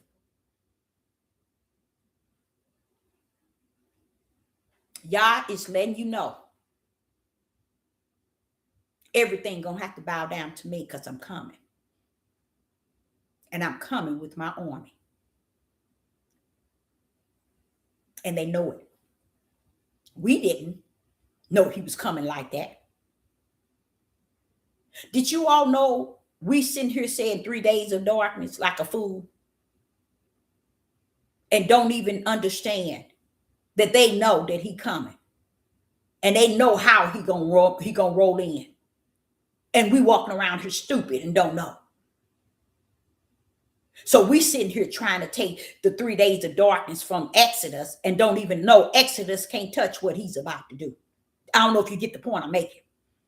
Exodus chapter 10, the ninth plague that was brought on Egypt can't touch what he's talking about he's going to do. So why is it we still stuck on stupid and talking about 3 days of darkness? You think this going to take 3 days? You think y'all going to come on the scene, the moon going to bow down, the stars going to bow down, the sun going to bow down, and going to give up their position? Because who? The king comes off the throne to the nations on the earth on behalf of Judah. And Judah have no idea. But the world, the elites, all of them know. This is why they're preparing all these other things. The CERN, space, because they're trying to get away from right here. They deceive the Christians and they deceive the Catholics. They deceive the Europeans. They deceive the Jews and the Jesuits. They all deceived all of this country and all of this world that there's a rapture. They tails ain't coming out of here, y'all. He coming down. He's coming down. And all of Isaiah, Jeremiah, Ezekiel, Joel, Amos, I can't get his name. Zacharias said the same thing. And y'all gonna hear it. They done already told us. And we still sitting around here thinking he come to get us on ships, on planes. And it's already told that Yeshua, the Son of Man, is going to come and transfer us from here to there. But yet, we still doing it the way the Europeans have taught us. I got to say the Europeans because the Roman Catholics, the Jesuits, the fake ooze, the Catholics, the Christians, they are Europeans. Do we have other nationalities in the Christians and the Catholics? Yes, but 90% are Europeans.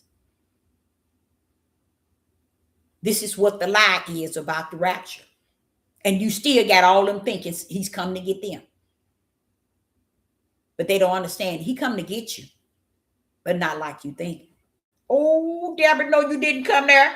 Did you say that, girl? You're going to be in trouble. Oh, no, you didn't. Yes, you did. They have, and I wouldn't say that. I can't say they don't have no idea because the Father said they knew. They knew already. So you see how stiff-necked, rebellion, and disobedient Judah could actually be, not knowing. And he said in Joel in verse 2, and he went to tell them to fasting and weeping and moaning. He's telling us, he's actually telling us we need to be actually crying. He said, render your heart. I like this part. Render your heart and not your garments. Because people tend to think their outer man is going to get to where they need to go. No. He's talking about your inner man. And then you get to, he's telling the priests and the ministers and those that are of Yah. I like that. He's not saying priests and all of these ministers that's of just call themselves priests and ministers. He said of Yah, weep between the porch and the altar, and let them say, Spare thy people, O Yah, and give not thy inheritance to the reapproach, that the heathen shall rule over them. Wherefore shall thou say among the people, where is thy Yah? Okay, that's what the heathens would say. You see, but here he's actually telling you that when he come, he ain't coming to play. He's coming to destroy. He's coming to destroy and take what is his. Now, when you get to verse 25, Joel chapter 2 and verse 25, it says, and I will restore to you the years that the locust has eaten, and the cankerworms, and the caterpillars, and the palmer worms, my great army which I sent among you. That's what he's sitting here telling you. That's what he's saying. They ain't gonna die. They're gonna fall on the sword and get back up. They're gonna be in line. He's letting you know they're gonna be following protocol. From where? The kingdom. And if you really get into it, it's actually showing you the greatness of the Most High Yah. And he's coming after the enemy of Israel and Judah. So how are they getting raptured out of here? That's what the Jesuits, the Roman Catholics, and I call the Europeans that did deceive the world to believe. And they believe that he's actually come to rapture them out. Take them up. Now, they ain't done nothing but cause hell, evil and wicked and hate, but yet they getting to get up. But that's the minds of everybody. Everybody's going up. They don't care. They just assume they going up. Guess what else he shared with me? Just as he told me there's no 3 days of darkness. They getting that mixed up. They getting that 3 days of darkness mixed up with me coming down. Oh, yeah. Just because the moon gonna bow, the sun gonna bow, and the stars gonna fall out, you still can't match it with that. You have to match it with what Yah is going to do. He's coming down. And that's why the moon, the stars, and the sun is going to submit their light. Because the heavens, he that sits on the throne, he's coming to the earth. Blow the trumpet in Zion. Let them know, here I come. That's all he said. Joel chapter 2 verse 1, he said, blow the trumpet. Where? In Zion. Let them know, here I come. And don't you think they don't know that? Sure they do. They are preparing for it. If you're thinking they want God's ear for no reason, you think the Palestinians is entitled to that area? No, they're not. Because as I continue to be studying in the Sabbath of rest, let me tell you, I learned that they ain't entitled to it. They're wicked and evil, devil. They're no different than the wicked and evil on the earth. That's what he was saying. They are not entitled. It ain't theirs. And then I'm sitting here saying, but Father, but you said that.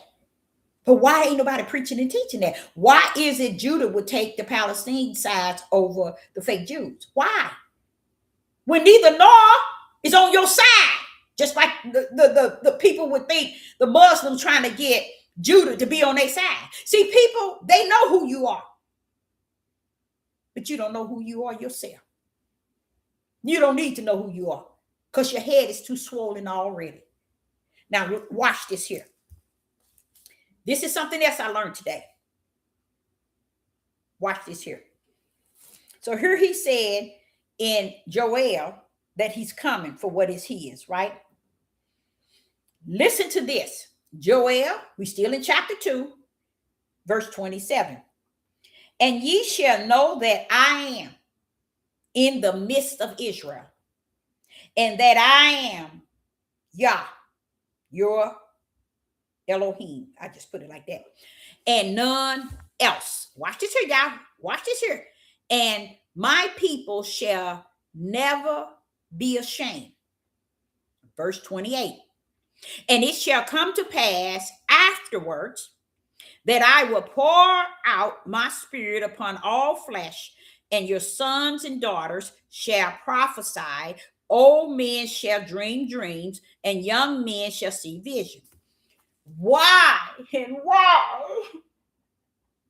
Why did they lie in the day of Acts chapter 2 and said that that's when that took place? Why? Why, people? Why? Why was that lie that easy? Why did nobody turn around and see that that was a lie? They did the identical thing to taking the 3 days of darkness out of Exodus chapter 10 and brought it into Revelation and been teaching it on these devil platforms. 3 days of darkness. Took it out of Torah, Exodus chapter 10, verse 21, 22, and 23. They poured it out and applied it to 3 days of darkness that's approaching us. They did this too. Let's rumble. Listen to what it says. And it shall come to pass afterwards. After what? He get us to Mount Zion.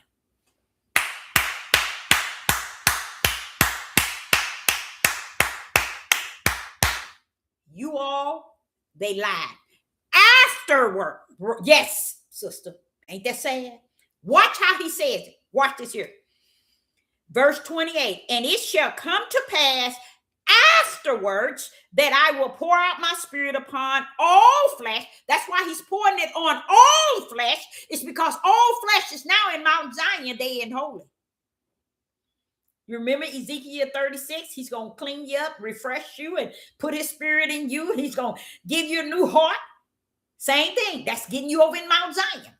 That's when he made that statement. And that's when Joel warned us that that's what's going to happen when we get in Mount Zion.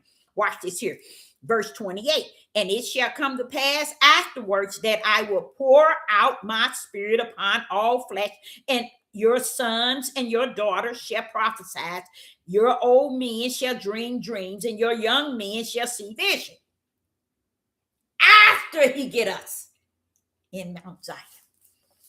You see that lie, y'all? They poured that out of Joel and claimed that that's what Paul was saying. Not Paul, Peter. And I'm going to take you where Peter didn't say that. Peter did not say that. Peter did not say it, y'all. Peter didn't say it. So how did they do that? How did they get away with that lie? Listen to what he says. Verse 29. And also upon the servants and upon the handmaids in those days when I will pour out my spirit. Now watch this here. And I will show wonders. There you go. In the heavens. We in Mount Zion. He finished showing you. I'm going to show wonders in the heavens and in the earth. Blood and fire. Pillars of smoke. Watch this here. Here we go. Here we go. Here we go. Verse 31. The sun shall be turned into darkness. Woo! Go, Father. Go, Father. Go, Father. Go, Father. Go, Father. Watch it. And the sun, Deborah, shall turn into darkness. Sun got to give up its light. The moon into blood. Before the great and terrible day of Yah cometh. This is what has to happen when he comes. Before it said, and the sun shall be turned into darkness and the moon into blood before the great day of the terrible day.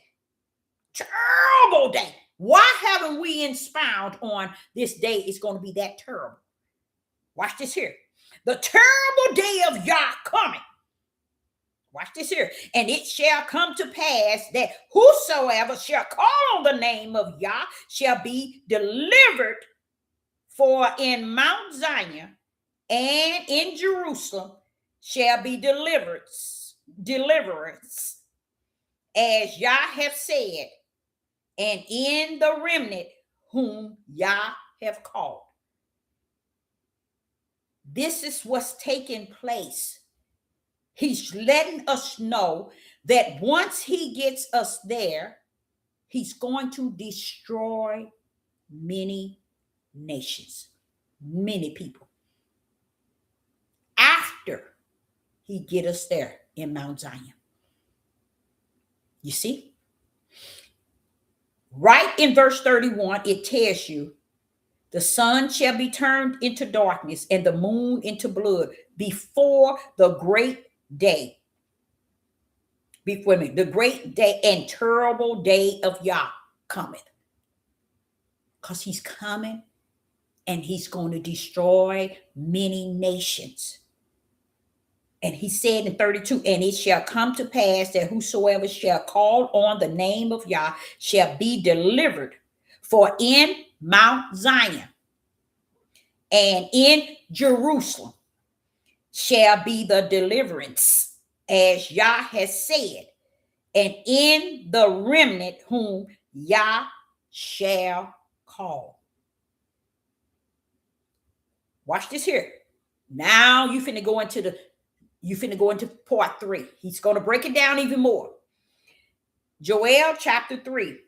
For behold, in those days and in that time, when I shall bring again the captivity of Judah and Jerusalem. You see that? So we're going to be brought back to Mount Zion. But it's a terrible, it's not something good, y'all. See, y'all don't get that. And this sick evil of this world already know. When we pull out, it's hell for them. He's sitting here telling you. Because if the sun is going to have to give up its light, the stars going to have to fall from the sky, something down on the earth. What's going on? Why they got all they got to be done? Because he's showing you, I'm down there. I'm in the midst. I'm a cut up from the floor up. And then you see in verse 3 and verse 1, and behold, in those days and in that time when I should bring again the captives of Judah and Jerusalem, and I will gather all nations and will bring them down to the valley of Josaphat, and will plead with them there for my people and for my inheritance Israel, whom they have scattered among the nations, and part my land. See, they took that land. He's letting them know, you part my land and you scattered Israel and Judah. He's bringing them to the valley of Josaphat. Okay, Josaphat. Now watch this here. Verse 3. And they have cast lot for my people and have given boys for a harlot and sold girls for wine. And that they might drink. Okay, so he's telling them what they did. And notice it says in verse 2, and I will gather all nations, and I will bring them down to the valley of Josaphat. Now, if you all know where that's at, that's a fighting zone that he's going to destroy them in. He's destroying them for what they did. If you keep into it, you'll see what they did to Judah. And that's why Judah should have set their tails down. I told you they ain't got no sense. None whatsoever. Because it was really about them, where Yah has to come off the throne to get down here to cut up and show up. Cut up from the floor up on their behalf. Judah alone Is it for Jerusalem, which is the house of Israel, the other house? Yes, but he wants you to understand as you continue to connect all the prophets, he's basically talking to Judah. So Judah don't even know the importance of him himself as far as in the eyes of Yah. And he's not talking about Judah of the world. He's talking about Judah of the light. Now listen to this. Here we go. Round about.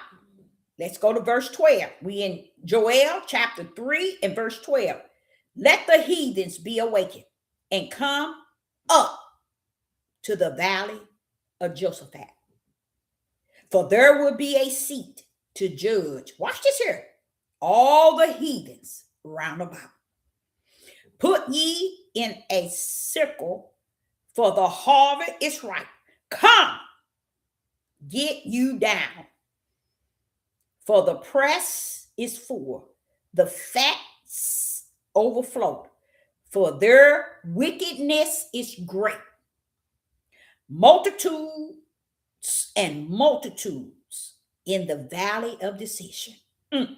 For the day of Yah is near in the valley of decision. See, he's taking them a certain place. He ain't in the kingdom on the throne, y'all. See, when he came as the Son of Man in the Son of, he came as the Son of Yah in the Son of Man. This time, you didn't see the sun give up its light. You didn't see the moon give up its light. You didn't see the stars fall when the Son of Man came. But they're going to fall when they see the Father come off that throne and come to the earth. Oh, yes. Every light that's lit up going to have to give up. Oh, no, I didn't say that. Oh, yes, you are. Okay, so here he says in verse 14, multitudes and multitudes in the valley of decision, for the day of Yah is near in the valley of decision. The day of Yah is still like unto Jacob's trouble, because Jacob's in deep trouble. Jacob's still in deep trouble, y'all. Jacob is still in deep trouble because he still has to go. We still have to go through the tribulation period. But Jacob is still in deep trouble because somewhere along the line, y'all gonna measure his tail too. But listen to this. Now, when you get to the verse 15, Joel chapter 3 and verse 15, the sun and the moon shall be darkened, and the stars shall give up their shine. There go to 3, shutting down. Why? Y'all down. See, y'all still don't understand it. When these things that were created to have light, when they have to give up their light, that's because the Father in the kingdom that sits on the throne is now on the earth. I ain't talking about as the Son of Yah or the Son of Man, but as the Father himself. See, when they come down as the Son of Man and the Son of Yah, the sun, the moon, and the stars don't have to salute and bow down.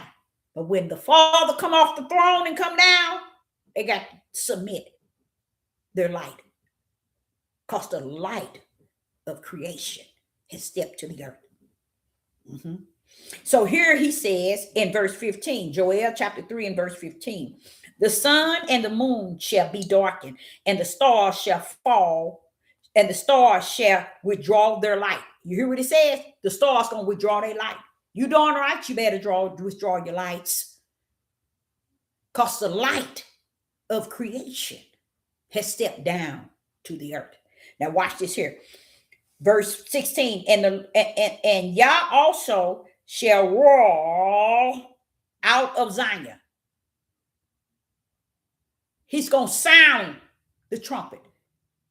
He's going to roar out of the Mount Zion. Watch this here. And utter his voice from Jerusalem. And the heavens and the earth shall shake. But Yah will be the hope of his people and the strength of the children of Israel. So what he's doing is he's showing himself up on behalf of Judah and Israel. He's coming down here to tear their tails up on your behalf. So why should you be down here clowning and acting a fool? So watch this here. Verse 17. So shall ye know that I am Yah, your Elohim, dwelling in Zion, my holy mountain. Then shall Jerusalem be holy, and there shall no strangers pass through her anymore. And it shall come to pass in that day. What day is that? The day of Yah. The day of Yah means the wrath. That's when he's coming.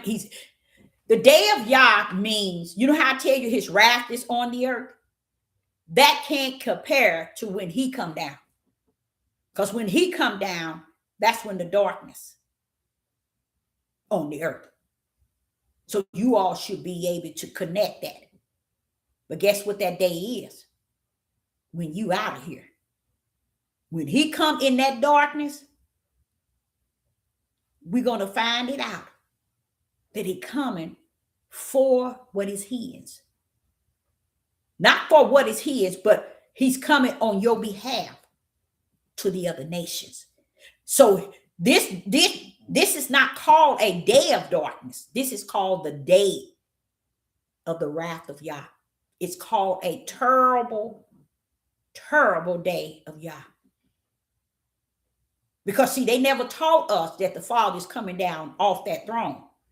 No one ever said that to us about he's coming off that throne and he's gonna cut up down yonder. Nobody never said nothing. Nothing. And not one of these Hebrews would ever be able to teach it. Now listen to what it says in verse 17. Joel chapter 3 and verse 17. So shall ye know that I am the Lord Yah, dwelling in Zion, holy mountain. Then shall Jerusalem be holy, and there shall no stranger pass through her anymore. Verse 18. And it shall come to pass in that day, the day of Yah. Watch this here. That the mountain shall drop down like wine, and the hills shall float with milk, and all the rivers of Judah shall float with water, and the fountain shall come forth of the houses of Yah, and shall water the valley of Shemit. Verse 19. Egypt shall be desolated. You see, Egypt gonna be gone. And what else? And Edom shall be desolated, a desolate wilderness, for the violence against the children of Judah. Woo! See how everybody's still teaching the Roman Catholic and the Christians' way of seeing this? Listen to what he says here. Egypt shall be desolated, and Edom shall be desolated. Desolation. And Edom shall be desolate, a desolate wilderness, for the violence against the children of Judah. See, Judah hooping and hollering, they sick about the whole house of Israel, all the 12 tribes. We got people here, we got people. And he's sitting here telling Judah right here, because they have shed innocent blood in their land. Whose blood? Not the whole house of Israel, but Judah. See, Judah ain't got this. I'm telling y'all, like I told y'all years ago, Judah is got some mental. Look at what Judah doing in the world today. Now, just imagine had they known that this is the type of people that Yeshua is coming off the throne to defend and defeat. And then the Son of Man gonna bring them in. Once y'all get them into Mount Zion, he throwing these, he tearing up these nations. He tearing them up, y'all. And he said here, for the violence against the children of Judah. It didn't say the children of Israel. It says the children of Judah. Judah too ignorant to know that they are the only one being done like this. They're too ignorant. They keep thinking they can add all the other 11 tribes. The 11 tribes are not going through what they're doing to you. You should never be worried about the other 11 tribes. Should have been worried about yourself while you're standing around destroying and killing your family, your children, your wives, your mothers, your fathers, your brethren. You never thought, this is why I know they sick. Now watch this here, because they don't see stuff like this. We can't say we in shackles, we in chain. We can't lie like that no more. Like it told us earlier, we should have gave what we had before we got over here. That should be something already rooted in us. We should have transferred that over to our children. It should have went on out down to where we won't be looking stupid and sick today, talking about we awaken. What are you awakened to? You will never sleep. You were just stupid. And even to this day, now watch this here. It does not say the house of Israel they were violent against. It does not say because they shedded the blood of the Israel. It says Judah. Look at verse 20. Look what it says. But Judah shall dwell forever, and Jerusalem from generation to generation. This is Judah and Jerusalem, which is Israel, is sometimes called Jerusalem. It says here, but Judah shall dwell forever. It lets you know he called out Judah first. And then he said Jerusalem from generation to generation. He's talking about the 1,000 years in which they would live forever and ever, because he's going to clean them up and but he's not talking about Judah that's out here killing and stealing and being wicked and evil and doing everything Satan have him to do. Those are not the Judah he's coming for. All you have to do is read Isaiah 3 and he'll pull you in and let you know. Even in Ezekiel 36, he's letting you know everybody is not coming. But what bothers me is a nation of people, even when they got an ability to read, even when they got the ability to think back to the old ways of Abraham, Isaac, and Jacob and how they were in the promised land, they couldn't even think back because they had begun to just embed themselves in the darkness in which they brought from over where they was in the promised land and they did wrong there. They shed blood. They did everything that they doing over here now. They did it over in the promised land. So he brought them over here to where they were like unto. You see what I'm saying? But it don't mean that he's taking the whole house of Israel or the whole house of Judah. No. He's selective. Y'all ain't letting them people, everybody do all this down here and I'm coming to get you to bring you to Mount Zion. No, because it shows that he is not just. He is not righteous. He is not upright. When you allow Judah to do just like everybody else, because Judah was doing this before they came over here. Read Ezekiel 36. He had to check Ezekiel on that these people were like that before he sent them over. Okay, so here they are still conducting themselves like the people here. You see, so he is not coming for those type of people. But the idea of that he is expounding on Judah, letting him know that I'm coming off my throne on your behalf.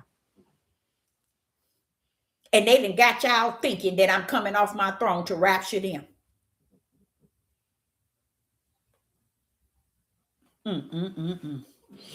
Verse 21. And I will cleanse their blood that I have not cleansed, for Yah dwelleth in Zion. See, he even going to cleanse their blood that have not been cleansed, for Yah dwelleth in Zion. And he's talking to Judah. and Jerusalem, but basically to Judah. Because why? Judah today don't understand none of the tribes. That's why I was wondering, why ain't none of the other tribes doing like Judah? Why ain't they trying to find out anything? This is why. Remember, what did I tell y'all? I said, if you take 100%, you might get 4% talking about they awakened out of 100. This is why. Because Judah can't make up the whole house of Israel. It's only a tribe out of Israel. And out of it, it's a very small number that is aware that they are Judah. And they falling behind these nappy-headed men of Judah who say that they kings, leader, and rulers. How you gonna be kings, ruler, and leaders and rulers? And right here it says, because they have shed innocent blood in their land. In their own land, they shed the blood of Judah. And what else? For the violence against the children of Judah. So all this he telling you was done to Judah, but yet Judah standing around here talking about we rule a king and leader. And only thing they want to lead is the sin in their tribe. That's it. They want to have the power over the sin and the wickedness in the tribe instead of the righteous, the light. That's why they can't teach spirit and truth. So back to where he said he's going to pour out the spirit. All of that was a lie, you guys. All of that was a lie. He was saying he's going to do that in Mount Zion. So where is it that they said that? Let me get it for you. Acts, in the book of Acts, chapter 2. Why that has been one of the biggest lie that we as a people, our people have told, and not only our people, the Catholics, the Christians, everybody keep making that out of lie. So what did that tell you? Then it makes you think y'all gonna pour out his spirit upon people and give you his spirit, and you're gonna prophesy and you're gonna do. No. So you see all these people out here that's prophesying, all these people out here dreaming all these dreams, and all these people out here saying I see vision. You see how messed up that is? All of that was said in Mount Zion. He's going to give that. Now let's find Acts. Let me get to Acts. Watch what I'm gonna show you. Acts chapter 2. In Acts chapter 2, let me get there. Here it is. Acts chapter 2 and verse 14. Let's go with 13. The reason why I found out that wasn't true is when I was in Joel, and it was telling you about he's going to pour out the spirit when they get him over in Mount Zion. And I was saying, but no, Peter said it too. Peter said it too. That's what I was saying. That's what I was saying earlier today. Oh no, Peter said it too. But then he said, go back and see if you hear if Peter said identical what Joel is saying, but is he saying it? No, he isn't. Watch this here. Now, here we are. They are in the day of Pentecostal, okay? And everybody that is full of the Holy Spirit, they're now speaking in tongues. What made me open my eyes to it really clear is I noticed that all the men from other tongues and other nations was around, and all these were enemies of Israel. They were enemies, y'all, of Israel, even to today, even to this very day. These are who were around when they heard the men of Yah with the Holy Spirit, the day of Acts. Okay, now let's go to verse. Let's go to verse 12. And this is what these men said. And they were all amazed when they heard them speaking in tongues the day of Pentecost. And they were all amazed and were in doubt, saying one to another, what meaneth this? Verse 13. Others mocked and said, these men are full of wine. Okay. Verse 14. Watch this here. Watch it, y'all. And Peter said, and Peter stood up with the 11. That was 11 apostles. Okay. Lift up his voice and said unto them, ye men of Judea, and all ye that dwell in Jerusalem. Stop. You see what he said? Do you understand what he just said? Y'all missed it. Toast.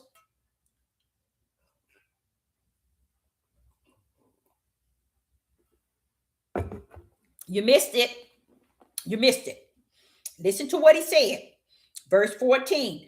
Peter stand up with the 11 and lift up his voice and said unto them, ye men of Judah, Jordania, but it's Judah, and all ye that dwell in Jerusalem, be this known unto you, and hearken unto my words. So he's talking only to his nation. See, you would think he would be talking to all of other nations that's standing there doubting and saying they drunken with wine. Peter's not talking to them. Peter is not talking to them. Listen to what it says in 14. But Peter stood standing up with the 11, lift up his voice and said unto them, listen to this, ye men of Judah and all ye that dwell in Jerusalem. These others had came from every other nation. When they heard them speaking in his tongue of their nation, but Peter is not talking to them. He's talking to those that of his own tribe. He called it out, ye men of Judah and all ye that dwell in Jerusalem, be this known unto you. He telling them. He ain't telling all of them that's surrounding them. Be this known unto you, and hearken unto my words. For these are not drunken as ye suppose, seeing it is but the third hour of the day. Now, what I'm seeing here is he's speaking to those who are in Jordan, and of all ye that dwell in Jerusalem. And all of these people that was there, as you can see, it says strangers from Rome, from Jews at all over the world. They were there. They were there and heard their language, okay? But he's saying, ye men of Jordan, which is Judah, and all ye that dwell in Jerusalem, be this known unto you, and hearken unto these words, for these are not drunken, as you suppose, seeing it is but the third hour of the day. But this is that which was spoken by the prophet Joel. You see, he said, this is that which was spoken by the prophet Joel. Now, Peter is telling them, really, which are in Jerusalem, that's in Judah, Jordan, and all ye that dwell in Jerusalem. He was telling them that these people are not drunken, the ones that speak in tongue and speaking in different languages, which were surrounded. All you have to do is go to verse 9 and 10, and 11. And see, that's all countries, okay, standing around saying they drunken because they're speaking their language, and they're not supposed to be able to do that. But the key is this: listen very careful. And listen now, watch this. Verse 17, and it shall come to pass. Now, wait. Verse 16, but this is what that which was spoken by the prophet Joel. Did not Joel say that? That Joel was way before the New Testament, okay? He spoke this too. But listen to this. Listen to how Peter told you. Verse 17, and it shall come to pass in the last days. There the answer. There it is. The last days, baby. He didn't say in their day. He said the last days. Watch this here. Said, yeah, I will pour out my spirit upon all flesh, and sons and daughters shall prophesy, and young men shall see visions, and old men shall dream dreams. You see? This is the spirit that Yah said he will pour out. He's telling them that the spirit that's been poured out to them is what's going to be poured out in the last days. And the last days, Joel told you, was the day of Yah in Mount Zion, when he's going to pour out his spirit in Mount Zion upon, this is why he's pouring out his spirit. Isaiah, Ezekiel, Jeremiah, Joel, Amos, and Zephaniah. Each one of them were telling you all the things that Yah going to do to Judah and Jerusalem when he pour out his spirit upon them in Mount Zion. So here, Peter is not telling them that this is for them. He's telling them that it in verse 17, and it shall come. I don't know if y'all see it. Why did they lie? Peter sitting here saying, but this is that which was spoken by the prophet Joel. He's wanting them to understand that there was something that was supposed to come where Yah was going to pour out his spirit. But Peter is speaking to Judah and Jerusalem. And he said, and it shall come to pass. He didn't say that this is it. He said, and it shall come to pass in the last days. Said Yah, I will pour out my spirit upon all flesh, and sons and your sons and daughters shall prophesy, your young man shall see vision, and your old man shall dream dreams. And on my servant and on my handmaid I will pour out in those days of my spirit, and they shall prophesy. Watch this here. Watch this here. Verse 19. And I will show wonders in the heavens above, the signs of the earth and beneath. Look here. Blood and fire and vapor of smoke. Look at here. Verse 20. The sun shall be turned into darkness. And the moon into blood, before the great day and noble day of the Most High Yah come. There it is. It was never said that the Spirit would be pouring out his spirit upon people, that the sons and daughters shall prophesy, and the old man shall see visions. Now, dream dreams, and the young man shall see vision, even the handmaids and the servant. No, it wasn't for this day. It wasn't for this day.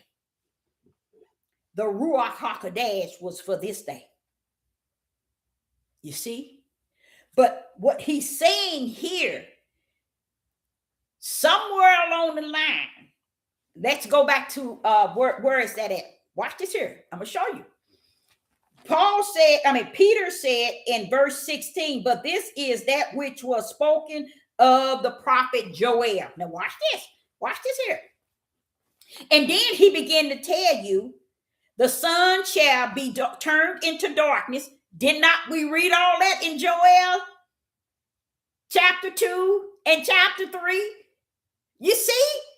And then Joel, let me get it. And then Joel speaks of it as the day of Mount Zion. You see? So it was never, all that was a lie. All of it is a lie. Go back and do your study. And you're going to see it. It's all was a lie. Joel, watch this here.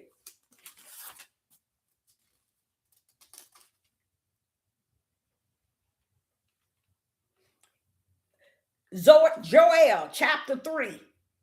Verse 15, and the sun and the moon shall be darkened, and the stars shall withdraw their shine.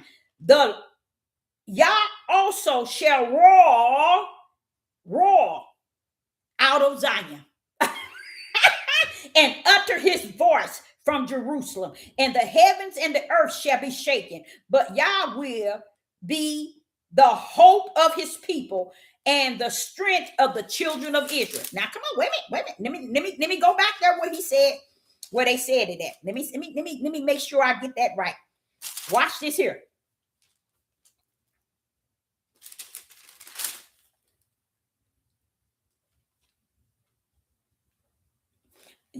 Joel chapter 2 and verse 27. Now watch this.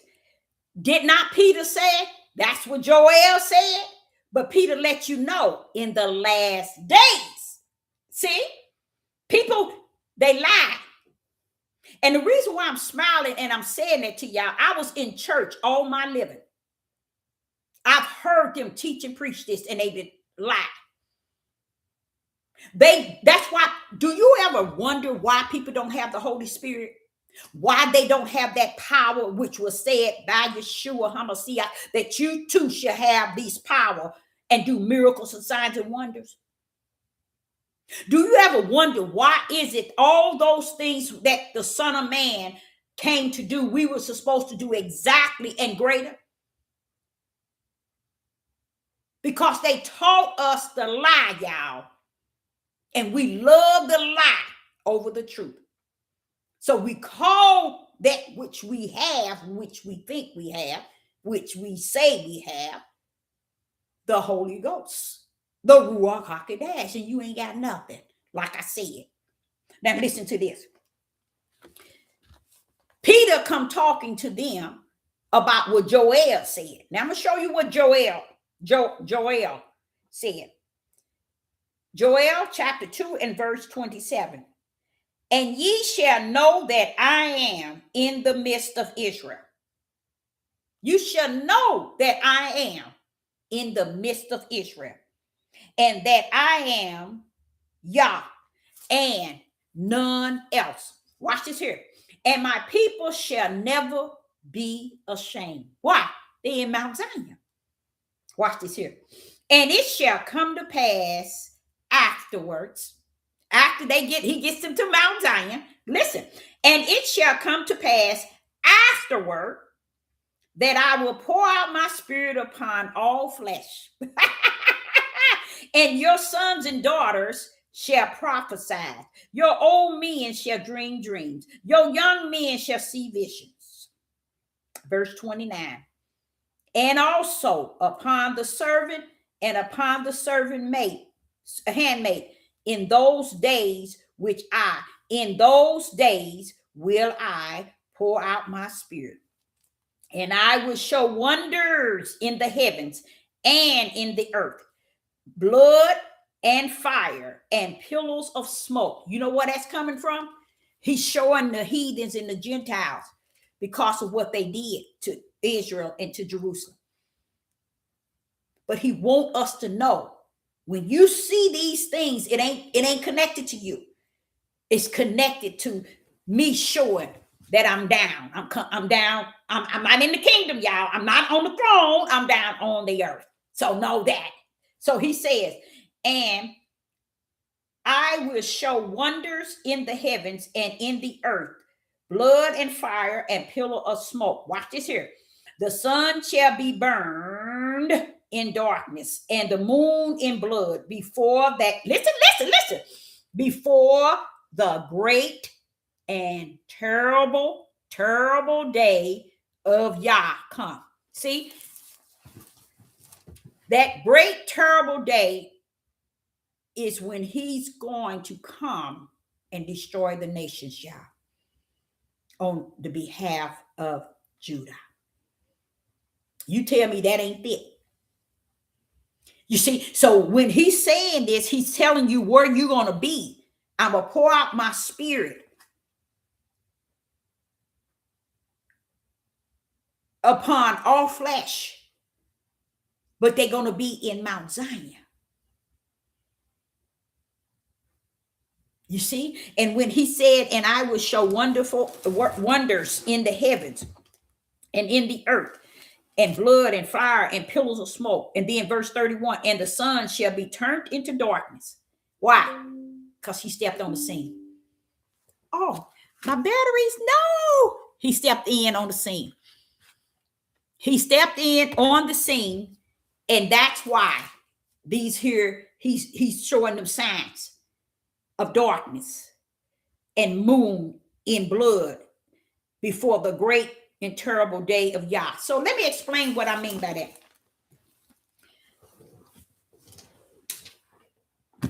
Don't let the world mislead you to believe that there's a 3 days of darkness. When Yah does this, he's going to make sure Judah and Israel is out. Okay? And he's going to allow us to see him like he did with Israel in Egypt.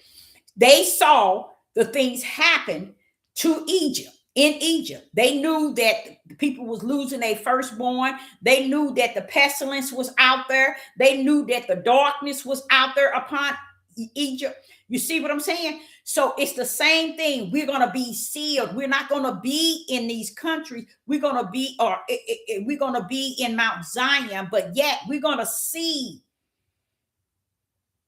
the Yah that is our protector, and not just our protector, but he's going to show you his reaction toward the things that they done. He's going to let you know and let you see that they did not get away. So when you see all that darkness, and if they try to cover up the moon and all that, it ain't gonna work. Okay, because the darkness is Yah coming off the throne onto the kingdom. Now, if you want to give it and tell it right, teach that. Teach how he's coming to the earth. And that's why, see, if Yah is in the highest, okay, the sun and stars and moon can stay there. They don't have to submit they light. But if he come off that throne from above them to the earth, then they got to give up that light. See, y'all it wouldn't even click in to y'all to know that. They would have to give up that light. Because they couldn't share what they are with him. He don't share his light. No, not like that. If he can't be the light in you, he ain't gonna be the light on the outside of you. Okay? So when he comes, what is beautiful about it is there's no such thing as 3 days of darkness. There's no such thing as rapture, but it is a such thing that he's going to take us out. See, they told him it will be them that he will be rapturing: the Catholics, the Christians, the Europeans, the Jesuits, the fake Jews. They fed it to their own people that there's going to be a rapture, especially the Christians and the Catholics. But they had no idea that he is going to take somebody out of here. But he's going to take his. Hold up, you guys. Hold up. I'm going to show you one more thing.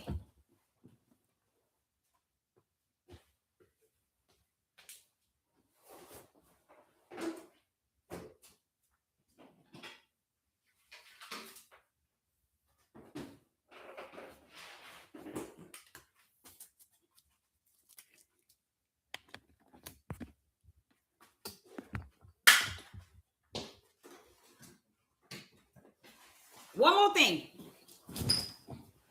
Let me see if I can get it here. Because I saw that and I thought that was so beautiful. Let me see if I can. Where did I write it down?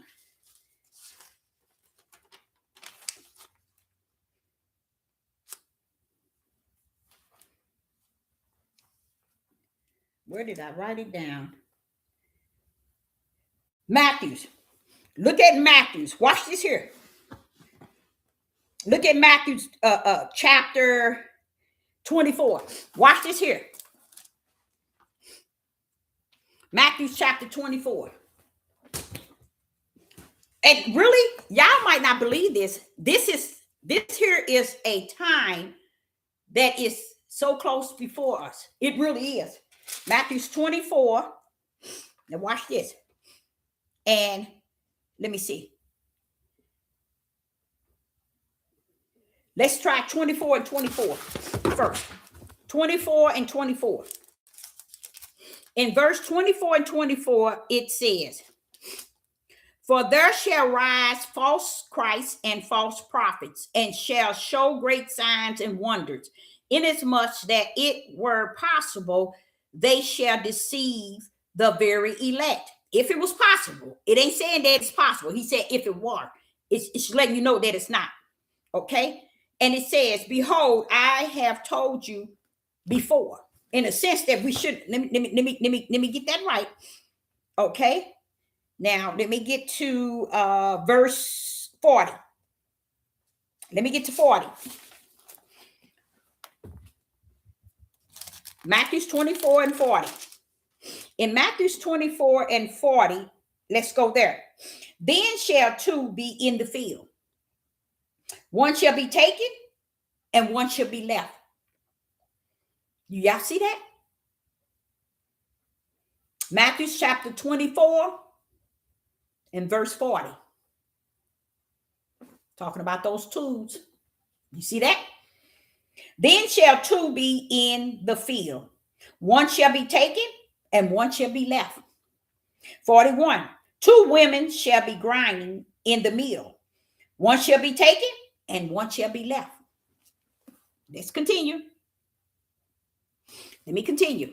Watch therefore, for ye know not the hour your Lord doeth come. That Lord means Yeshua, Hamashiach. That's what that Lord means. Okay? You know it's lowercase. Watch this here. But know this, that if the good man of the house had known in what watch the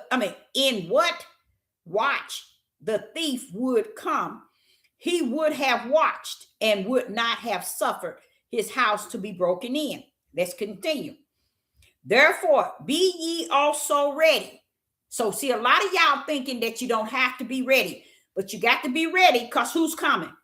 The hour the Lord, your Lord, come. Yeshua HaMashiach. Okay, watch this here. Verse 40, and it says, verse 44, be ye also ready. So now he's telling you to be ready. What do you think he's talking about be ready? See, a lot of y'all thinking it ain't nothing you can do or you can say or whatever. You know, he made the chart, whatever. No. If he's saying be ready, there along the line, we got the grip ready where? We can't be ready in the flesh. We ain't going nowhere in the flesh. We have to be ready. We're going somewhere, but we have to be ready in our spirit, man. Everybody, that's why I say everybody was talking about they not. Okay, now listen to what he say. Watch this here. Verse 44, therefore be ye ready, for in such an hour as you think not, the Son of Man cometh. Be ready, because I'm coming. Watch this here. Verse 45. Who then is faithful? There go faithful. The brand faithful. And wise. There is wisdom. Servant. He calling them a servant. Okay. Whom his Lord has made ruler over his household. That's why I tell y'all, You should be able to say something to somebody in your household. It is not a male or a female. It's not a black or a white. It's not a young or old. When y'all put a light in your household, it can be either or. To give meat. Okay, now watch verse 45. Who, see the question, who then is faithful? Who is branded with that faith? Who has the wisdom of a servant of the Most High Yah? Watch this here. Whom his Lord has made ruler over his household. To what? To do what? To give meat in due season. The meat represents spirit and truth. So that they can be what? Ready. You see? So that they can be ready. Now watch this here. Verse 46. Blessed is that servant, whom the Lord, when he come, shall find so doing. Verily I say unto you that he shall make ruler over all his goods. 47. Let me see if that's, where's my paper? Yeah, 47. Verily I say unto you that he shall make him ruler over all his good. Where's he gonna do that? See, y'all thinking it's over. Well, when you get over to Mount Zion, we got to still another 1,000 years to live. Isn't that beautiful to know today? Another 1,000 years.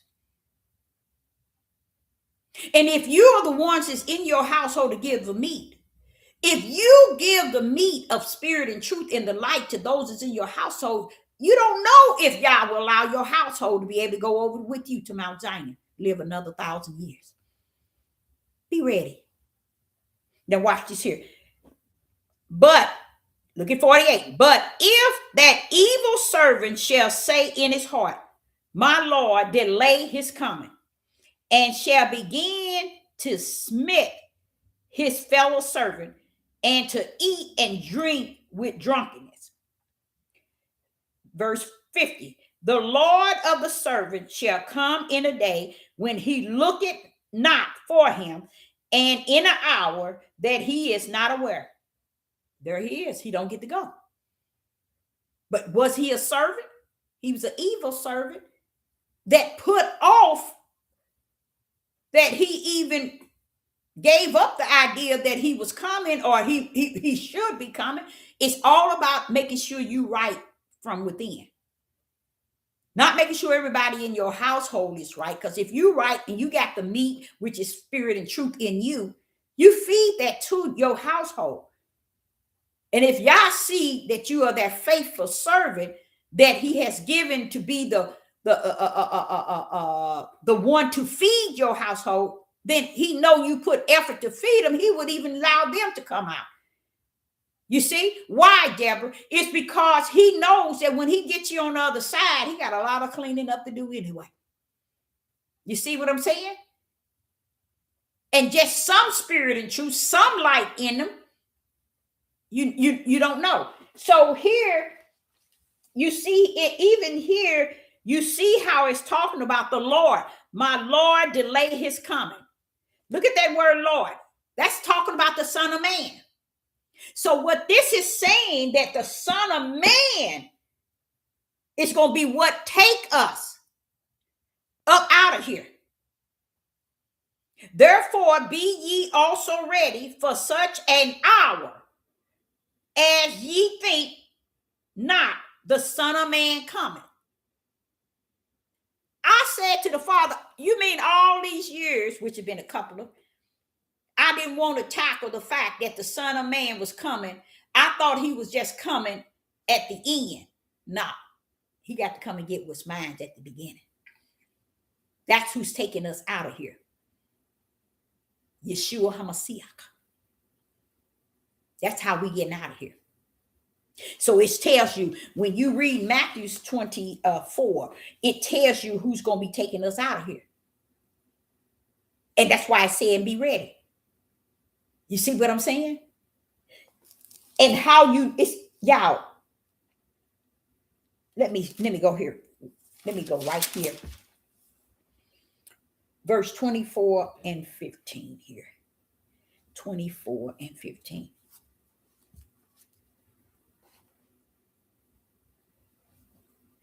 No, that's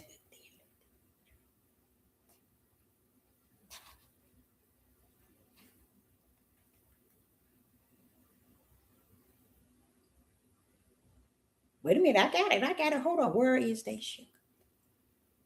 So it's Yeshua HaMashiach. Wait a minute. For as the light. No, here it is. Here it is. Here's another one. Here's another one. Right here in Matthew 24, same chapter. Okay. And what is it? Oh, I didn't want to go that route, but I would go anyway. Let's start with 20. Let's go start with 25. Matthew 24 and 25. Behold, I have told you before. Wherefore, if they shall say unto you, behold, he is in the desert, go not forth. Behold, he is in a secret chambers. Believe it not. Okay. Watch this here. Watch this. For as the lightning cometh out of the east and shineth even unto the west, so shall also the coming of the Son of Man be. Verse 28. For whosoever the carcass is, there will the eagle be gathered. Why? Because there's going to be a lot of people dead, y'all. A lot of people dead. But when Yeshua HaMashiach come, he's coming for those that Yah is getting from out of these four corners of this country, these countries where they were scattered, and taking them to Mount Zion.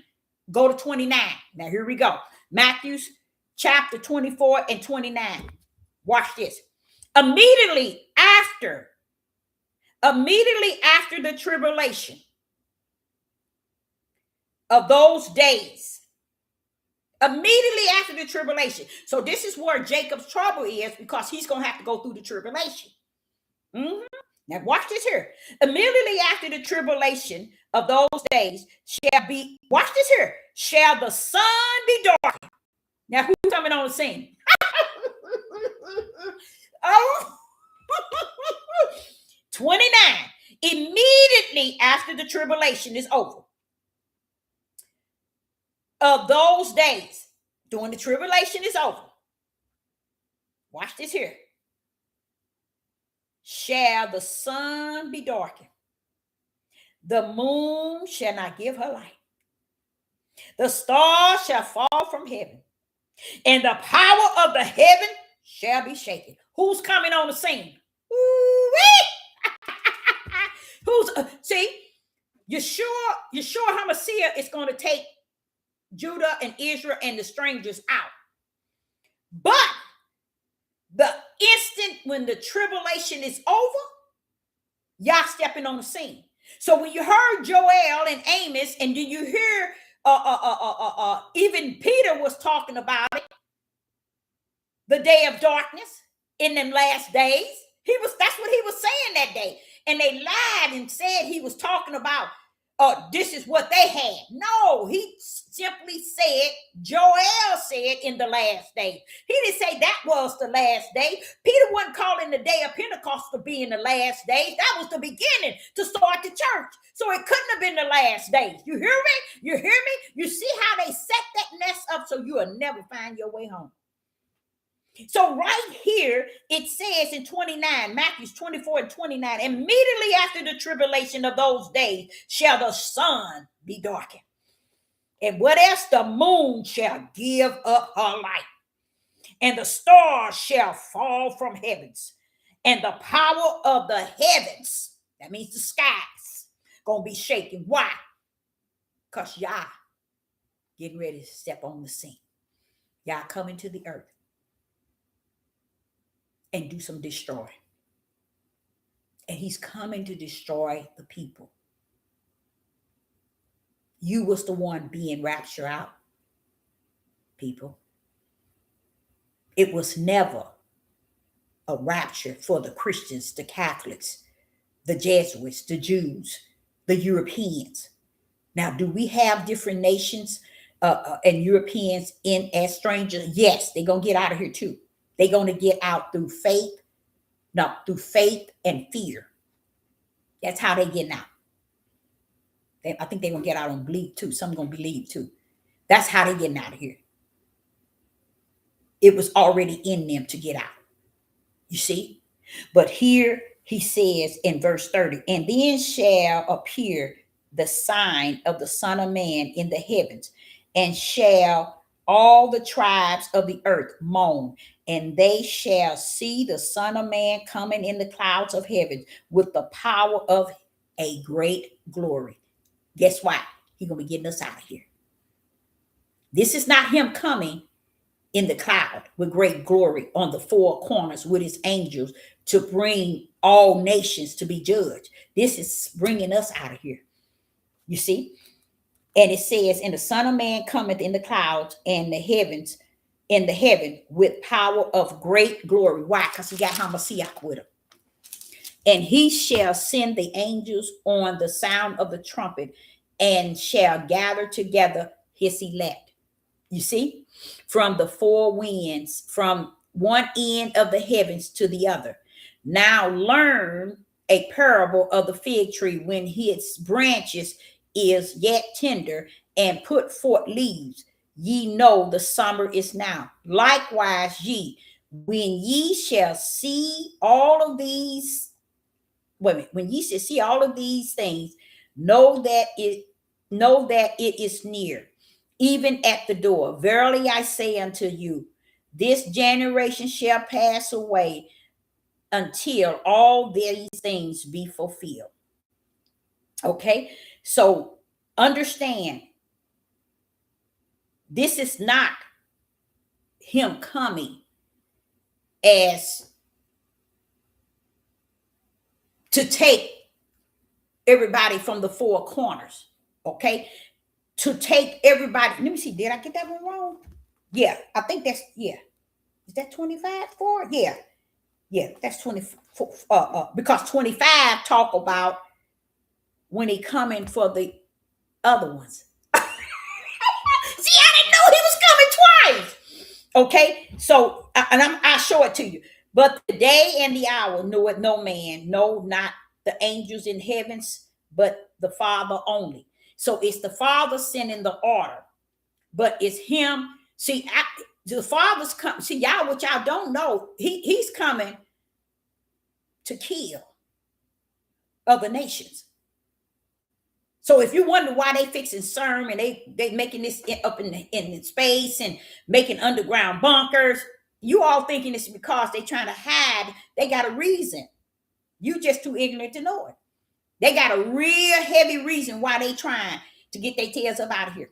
Now, let me show you what I really didn't ever. I know, and I know the Father with me, because y'all, I've been battling with this for 2 years. I did not want to get in any study that explained, because I used to always battle. Is he coming for what? What is Yeshua coming for? What is the Son of Man coming for? Okay, is he coming for this or is he coming for that? Watch this, y'all. Matthew 25. Now we just came from 24. You see who he coming for then. That's Israel and Judah and the strangers. He's taking them to Mount Zion. He ain't coming alone now. Like it says, he's coming. He shall send his angels with a great sound of a trumpet, and they shall gather together the elect. See, the angels is going to be gathering y'all together. But we're going to go on in on the cloud where Yeshua HaMashiach is. It's going to be on. But it says, and he shall send his angels with a great sound of a trumpet, and they shall gather the elect, his elect, from the four winds, from one end of heavens to the other. Now watch this. That's in 24. That's Matthew 24 and verse 31. But all through Matthew, at the end, you'll see that Yeshua is doing something. And this is what I believe. Yeshua is taking Israel, Judah and Israel and the strangers over to Mount Zion. Now, you get into, watch this here. You get into verse 25. I mean, chapter 25. You get into chapter, wait a minute. Okay. You get into chapter 25. Let's start with verse 30. No, we can't do it that one. We can't go that. We got to start with let's start with verse 31. When the Son of Man shall come in his glory, and all the angels with him, then shall he sit upon the throne of his glory, and before him shall be gathered all nations. You see? And he shall separate them one from another, as the shepherd divides the sheep from the goat. This is a different time. This is what I battled with, and I felt good today to be in the Sabbath of rest to really get the fullness of it. Because as you read, you can see that this is a different time period. But yet, the Son of Man is coming twice. Because, let me see. Let me make sure I can see where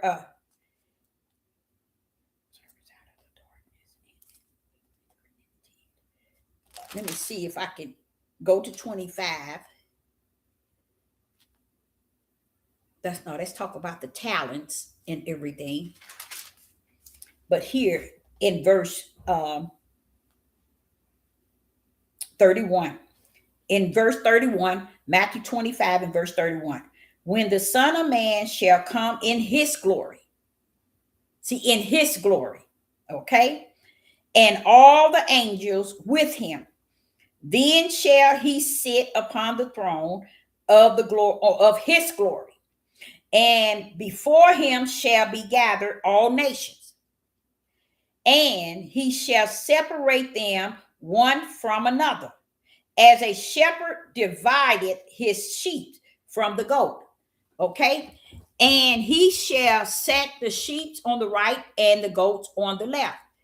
Okay? Now, this is him in heaven. This is when it's over and it's time to judge everyone. You see? So you see what I'm saying? He's coming more than once. I learned that that's how the first time, right after tribulation, the Father is stepping on the scene. That's when the sun got to give up. The moon gonna have to give up. The stars gonna have to give up. Why? Because the sun, because the light of creation is stepping on the earth. He's stepping on it to go after those who have wronged. And it really tells y'all, if you really look, it tells you Judah. So I don't know if you understand the importance of Judah is greater than anything. That's why the fake Jews did not choose to be Israel as far as the house of Israel. They chose to be Judah. And nobody talks about it. Nobody says anything. Even the Hebrew Israelites, they don't think. Those men don't think. They're not trying to be the whole house of Israel or Israel. They're trying to be Judah, the one the Messiah came out of, which is called Jew. That's who they're trying to be. Why? Because of what I'm saying to you tonight. Judah is something about Judah that stands different than the other tribes. Judah is the only one that did the suffering. Judah is the only one. These other Israel's, all these other nations, other 11, 12 tribes, they ain't suffered nothing. It was always Judah. And that's why I know Judah is a cuckoo clock. Because they rather sit here and try to talk about the whole tribes and never come to no sense to see, well, wait a minute, let me just be worried about my tribe. Like I tell y'all all the time, I'm here for Judah. I'm here to talk about Judah. So I can talk about Judah. Nobody else might can talk about Judah. But I come down as a servant of the Most High Yah to talk about Judah, to Judah, against Judah, toward Judah. You see? And here it is, Judah still is no different.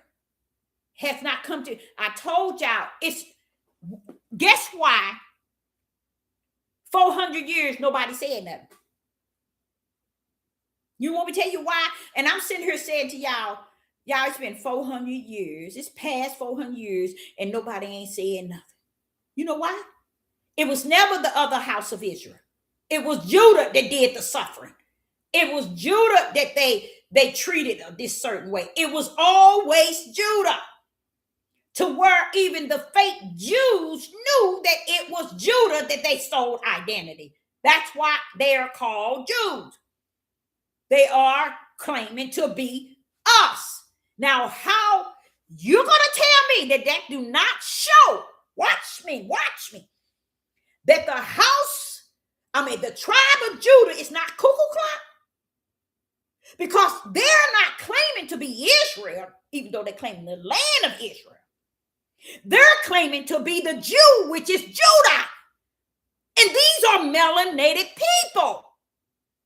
And here you got Judah standing like a stiff dog, killing one another, destroying each other, blooding the one that bring their nation forth, and killing them when they bring them forth, and killing the children that they bring forth.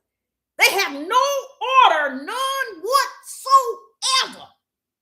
And see, didn't I tell you they was a cuckoo clock? See, you thought I was just talking. You tell me that is not a cuckoo clock. When you sit here arguing about they saying they the true Jews and they ain't the true Jews and they ain't to do this, that it's the whole house of Israel, we the true Jews. No, it is not. And what I learned today, that it was Judah that went into captivity. Judah was scattered. Judah was killed and beaten and bloodshed. Why? Joel told you. Amos told you. Isaiah told you. Jeremiah told you. Ezekiel told you. You still ignorant today? And talking about you awakening? And you are the true Jews, and you're going to tell me that don't show that they are the true fools. Because Jews you can't be true Jews unless you are Judah. Why didn't they hang on to that? Because they gone. They stiff-necked rebellion and disobedient. They don't follow rules. They don't follow protocol. They cuckoo clocked. Because all they had to say is nothing about the other 11, 12 tribes. You know what I learned? The other 11 tribes didn't suffer nothing. So why is the cuckoo clock don't get the fact that you're the only one suffered? They did not steal the other 11 tribes' identity. I don't know if y'all get it. They did not steal the other tribes' identity. They stole Judah. Jew. Why didn't nobody ever say anything? Why didn't anyone ever think about that or teach that or preach that? Why didn't the tribe of Judah come to the conclusion, wait a minute, they didn't steal the house of Israel identity. They just stole yours because they were so busy. We awake. We the true Jews. We the people of Abraham, Isaac, and Jacob. We the 12 tribes. If Judah would have just focused on them, because the other 11 tribes didn't come on slave ships. They weren't slaved like you. That's why the year 2026, they don't give a rat's behind about Judah today. Because Judah don't care about themselves. That's why they have not been able to gather the other 11 tribes. They won't come near them. They don't want to have nothing to do with them. But Judah still wants to have a 12 tribe board, and keep talking about we the people, we the true Abraham, Isaac, and Jacob, we the children of the Most High Yah. And they failed to understand you was the only fools went into captivity. I learned it through Amos, Zephaniah, and Joel, that Judah was the one. That's why Israel, over in Israel, that's the land called Israel. The only identity they stole was Judah. Mm, mm, mm, mm. I'm out. I'm out. I mean, that's some sad stuff to me. That's some sad stuff. Because I knew it was something wrong. We've been here past 400 years. We should have been more, or we should have gotten a lot of this stuff together by now. And we still haven't, even to this very day. Did you have any questions in the live chat? Did you have a question on anything? But any of you all, go back and look over it. And maybe you can find something that I ain't seen. But I'm grateful for how he took me. And yes, he took me a different way. And I guess I should have went that way. But after all that he gave me, it was just so overwhelmed, because it was just, but Father, here it is.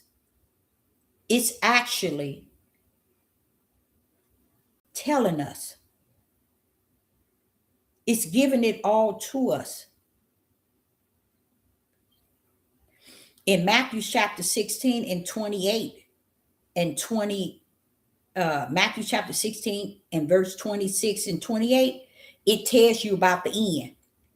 And it's also telling you, even when the end, when Yeshua comes on the four corners, and with his angels, and they take everybody out, it says some will still be living in this day. When Yeshua come this day, some will still be living. You know what why? They're going to be in Mount Zion, still living, when he come take everybody up. So that's a different time from when he take Israel out. Judah is the main one. Judah is the main one, because they are the ones that's in this captivity that's brutal. But he's coming to whenever you get a chance, read Matthew 16 verse 26 to 28. It said some gonna be still living. You know why? Because he's talking about when Yeshua HaMashiach come and take all the ones, all nations from the four corners. See, everybody didn't know that.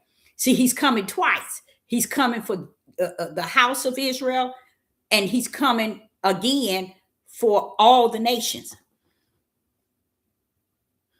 You're welcome. Matthew 16, that's verse 26 and 28. And that's the second time Yeshua HaMashiach coming. See, that's what I was always afraid of. Why? Because I knew that was going to take a deep study. But the way the Father did it, it was really neat. And honestly, I ain't even give y'all the order in the way he gave it to me. But I'm going to tell y'all, it's a beautiful thing to understand what truth is during that Sabbath rest day, where you rest in Yah, and he give you something something you never heard, or you never had, or something you procrastinate on, because that's what he did with me. It's stuff that I knew, but I didn't want to tackle it. I really didn't. But it feels good now. I don't ever have to worry about tackling it. I might break it down again. I definitely want to break out the 2 times how we're going to get from here to Mount Zion. I need to break that one down versus how Yeshua coming for all nations. And when he come for all nations, some is still going to be living. So that's showing you on Mount Zion, some will still be living during the time of separating the sheep from the goat. When he get them all up, then he going to separate the sheep from the goat. But some going to still be living, but their body's going to be changed when he come, because he has to take them up to put everybody back into the order of the Lamb Book of Life, or the book to the lake, wherein the goats and the sheep. You see, it's really neat. It's really neat. But I'm gonna tell y'all something. When you think of Exodus back in uh, uh, Exodus chapter 10, that ninth plague with darkness, that's some sort of darkness.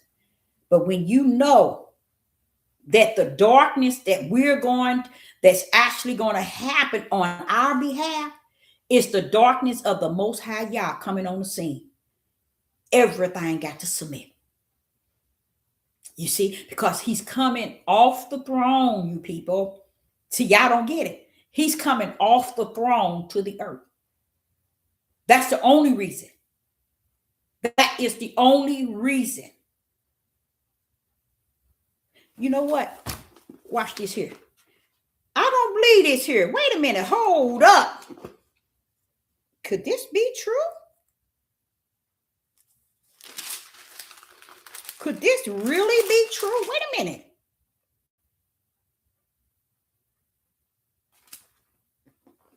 Wait a minute. Hold up, y'all. 1 minute.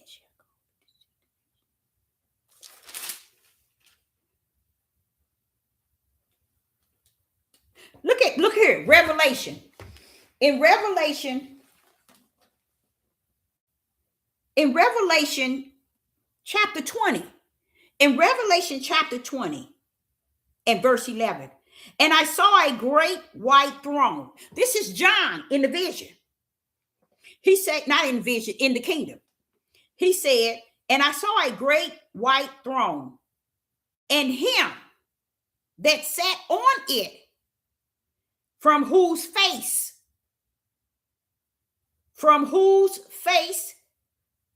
the earth and the heaven fled away, and there was found no place for them. They took one look at his face. Why did they see his face, y'all?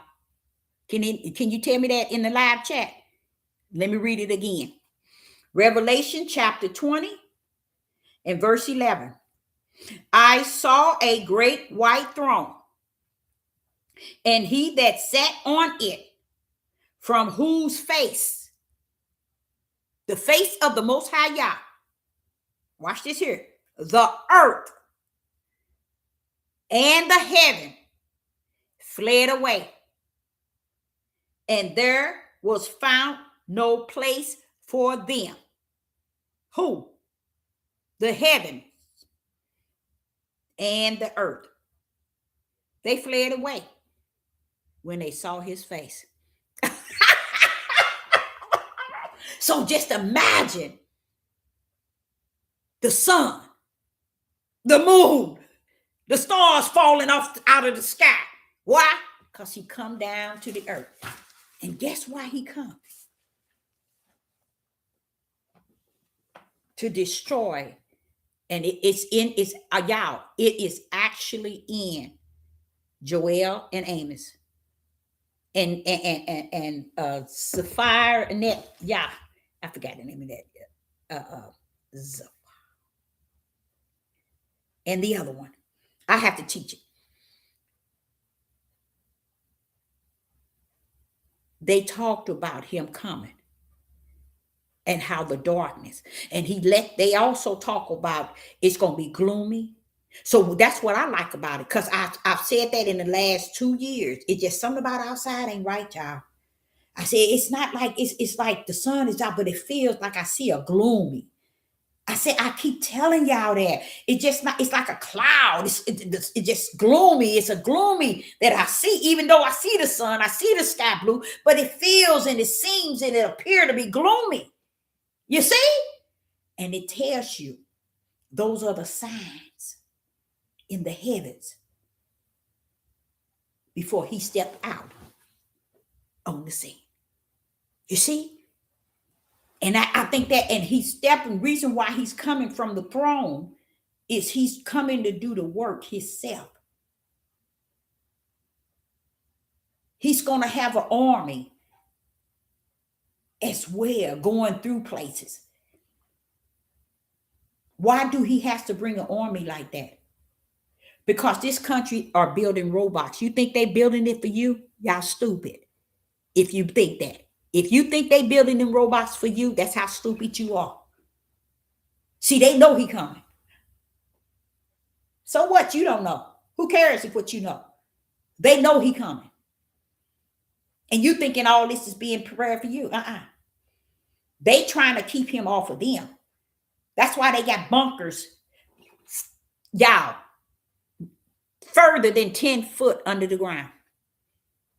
Live a whole city.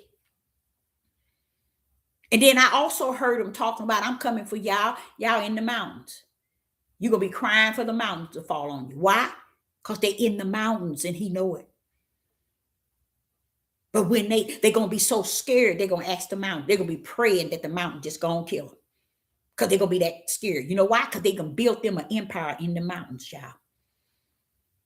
To where when he come, see, y'all didn't know that, did you? You had no idea our Father know how to rumble like that. See, I'm sitting here telling y'all, and y'all probably looking at me all cockeyed. I'm telling y'all, I pulled up in Jeremiah. I said, Jeremiah, you knew about this? Isaiah, wait a minute. Ezekiel, wait a minute. They talking about it too. And I'm like saying, what is going on? And they're talking about the mountains. You heard them when they said the mountain's going to fall on. They're going to pray. They're going to cry out that the mountains destroy them from the face of Yah. They're going to actually say that. You know why? Yes. He's going to find them. Yeah. Why do you think they're going to cry? Try to let the mountains fall on us because they're going to be afraid of him. They're going to be afraid. See, we're thinking that, they getting the victory. Oh, man, they in trouble. And then I was sitting here reading it today, and then he was showing me that, see, I'm coming for you. They ain't getting away with nothing. They're going to be running and hiding, but they ain't getting away. Because the way he's going to do it, you guys, it's going to be like something you ain't never seen before. Do y'all know that's why they build these robots? That's why they clone these people? So they can have an army thinking it's going to defeat him? Because they know they coming what? And we walking around here uplifting them and praising them and glorifying them and putting them on pedestals. Listen, you think Elon and them is working, in space for nothing? You know what they beams are for? Why don't they use them beams up in space to shoot at Iran? Because it ain't for Iran. They know what the Father's getting ready to do. So I'm saying to you all, I'm grateful to just hear him tell me about him coming after he is out and into Mount Zion, and how he's going to pour out the spirit he talking about pouring out on you can't compare to what's being poured out on you by the Holy Spirit. Did y'all know that? Read it and compare it. Take the spirit of the Ruach HaKodesh, place it in your tail. Place it in your tail, and then read about what he going to do when he gets you on Mount Zion. Ezekiel 36. He said he's going to give you a new heart. Wait a minute, hold on, what you mean? I'm not going to just give him a little heart of the flesh. I'm going to give him a heart of a spirit too. Why is he going to give you a new heart of the flesh? Because you're going to be living another 1,000 years, people. And then he's going to give you a heart of your spirit. Then he's going to put his spirit in you. He's going to wash all your filth and everything away.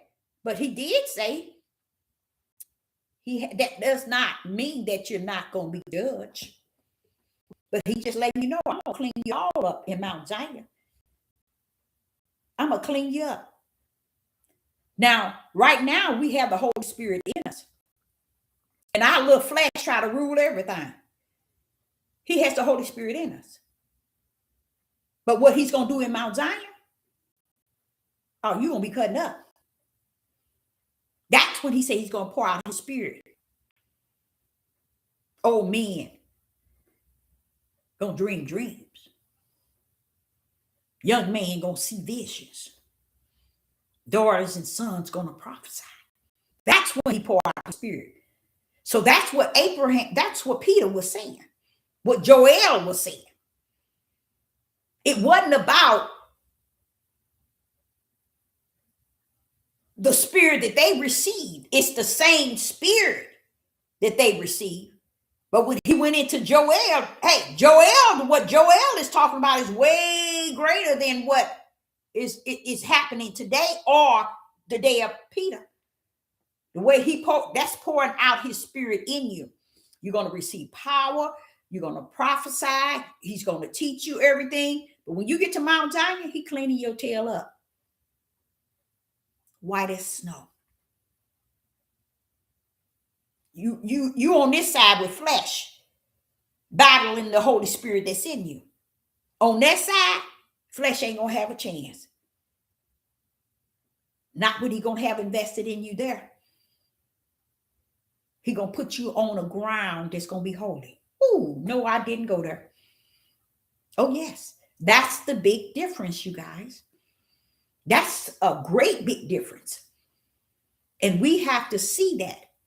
But I wanted to just let you all know that just knowing that that's a type of fight that the Father is coming down. Guess what made me come to that conclusion? Him. He said, Deborah, do you know why the sun and the moon and the stars gonna get out of my way? Because I'm coming down. I said, I hear. They better get out the way. They're gonna submit. They're gonna turn over their creative position and purpose when he stepped down. See, long as he up above them, they showing us the sun, the stars are being seen at night, and the moon is being seen. But when he comes from that throne down to this earth, every light on the earth gonna have to give it up. They're gonna have to give it up. And that's where the battle is. And do not think that the elites don't know that. Why do you think they tampering with the sun? To try to think that they're going to manipulate what's actually taking place. They can't stand a chance, but they still trying to work on it. And they got a lot of ignorant people talking about 3 days of darkness. But I will tell you this. When that darkness come, no, it's Yah come to fight on your behalf. He is not come. If you read it, y'all will see it through his prophets. I'm not coming down off this throne for me. I'm coming off this throne because what they did to a people that I chose as a people, he said that they shed innocent blood. They shed through violence innocent blood. And that's why I say a lot of people don't understand that you can sit and you can think that he's supposed to be a certain way to everybody. You don't rule him. You don't tell him. And I'm going to show y'all something else he showed me today about the grafted in. He was telling them, don't boast. Listen to this, y'all. He said, don't boast. Don't come up against them. Because you are grafted in. And just because they are broken branches and they're no longer on the branch or in the root, connected to the root, he said, that don't give you no reason to boast. Because just like they are breaking, watch, this is what he said, y'all. He said, just because they are broken branches and they have no connection to the root, and just because they are broken off, that's how your tail got put in, because they are broken off. But don't think, now this is what he said, y'all. Don't think the branches that's broken off that I can't graft them back in.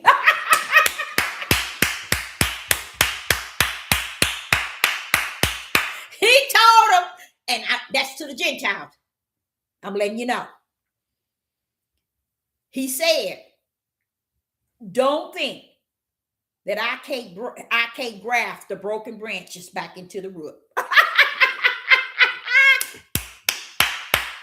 So don't boast. Don't boast. And don't buckle up to them.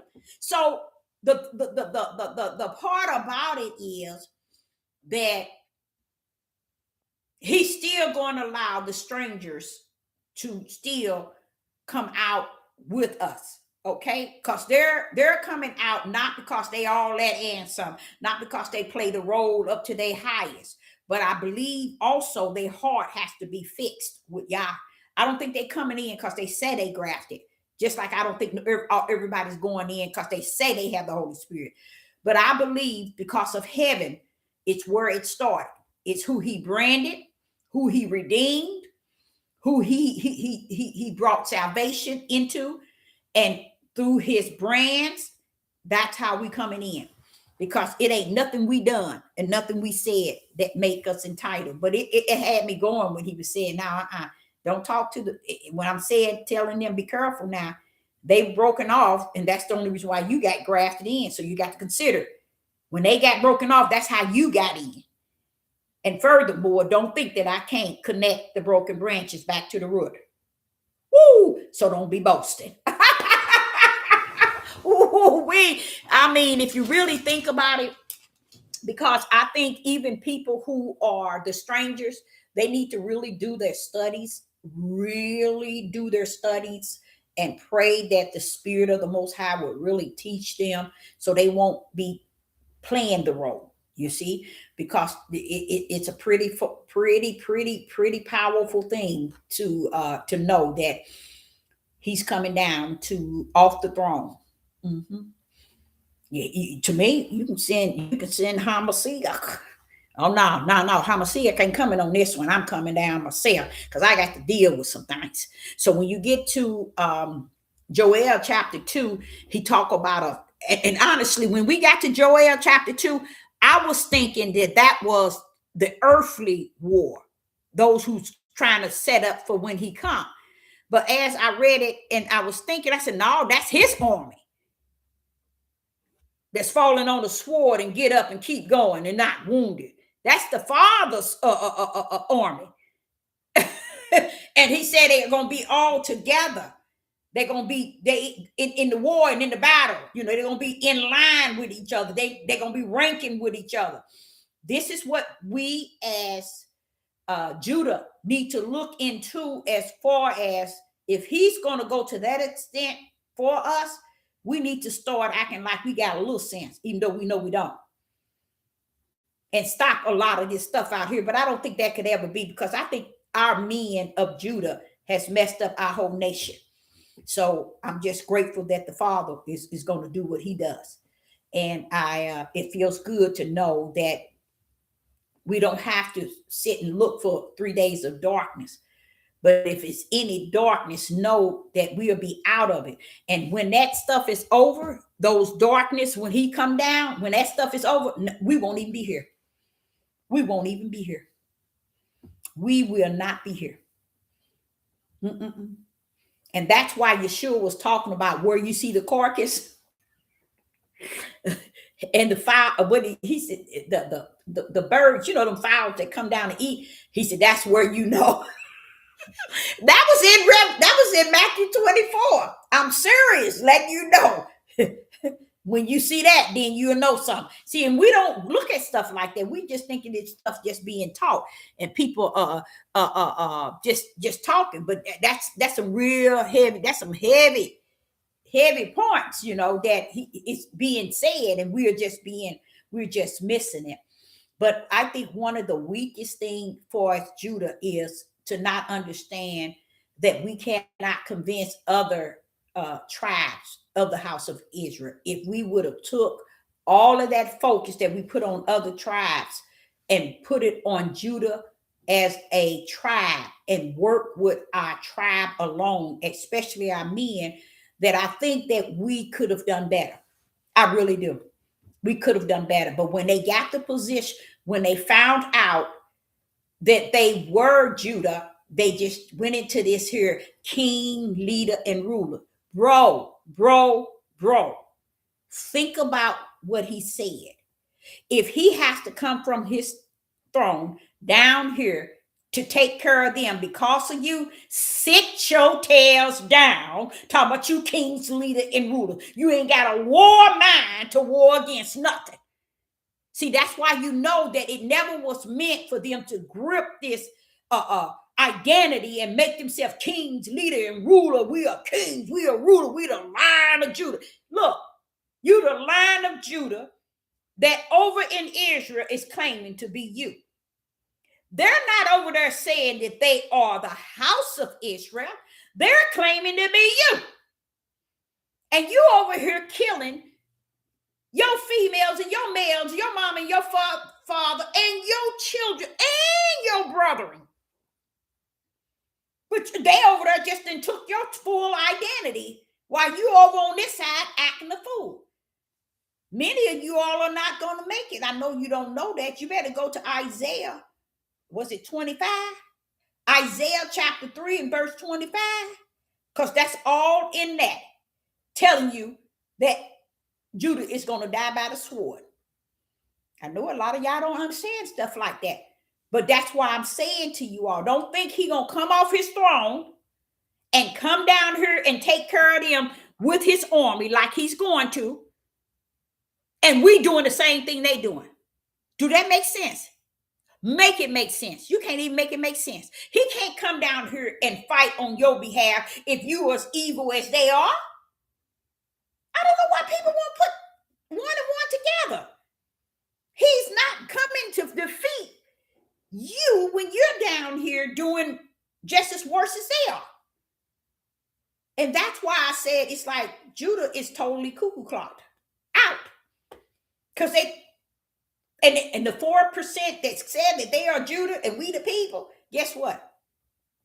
Out of the 100% of the whole house of Israel, you be lucky if you get 1% of Judah that really knows what's going on. And you can't do nothing with that. But it ain't going to stop Yah from stepping down off the throne to come down here to do what he does best. So I, Sister Deborah, appreciate each and every last one of you in the live. And I say unto you, I hope you got something out of it. But even if you didn't, I know that I did. And I thank the Most High for his Sabbath rest. And I say unto you, take advantage of that Sabbath rest. Know that the Sabbath is when you rest in him. Not he in you, but you rest in him that is in you. That's the true Sabbath. Okay, it has nothing to do with your outer man. It has to do with your inner man resting in his spirit. Because we know he didn't need no rest, but he was showing us that he is the rest. And that 6 days we do everything we want in the flesh, even the labor or whatever business we have to take care of in the flesh. On the 7th day, meet me in the resting place. My spirit and your spirit. Rest with me there. That's what that was all about. And when you rest with him, you can just have everything turned off and just hear what he said. Oh, y'all, it's beautiful. It's such a pleasant resting place for that Sabbath. That's the true Sabbath. Now, man can take a lot of things from us, okay? Which they have. But just imagine, had we did the Sabbath like he created it for us, they could never have taken it from us. But we made the Sabbath about our outer man. What we are to be doing on our outer man, what we are to be eating on our outer man, how we are to be conducting ourselves on our outer man. And we forsaken that the Father never deals with your outer. He always deals with your inner man. He said we worship him in spirit and truth. So our Sabbath has to be lining up in the spirit of truth, not in the flesh. He don't care about you eating. He don't care about you fixing yourself something to eat. What he care about is that you are abiding in his spirit and he is abiding in your spirit, and he giving you new revelation for the next 6 days and to the next Sabbath. So I, Sister Deborah, appreciate each and every last one of you joining. And I will say I will be back. Shalom and shalom.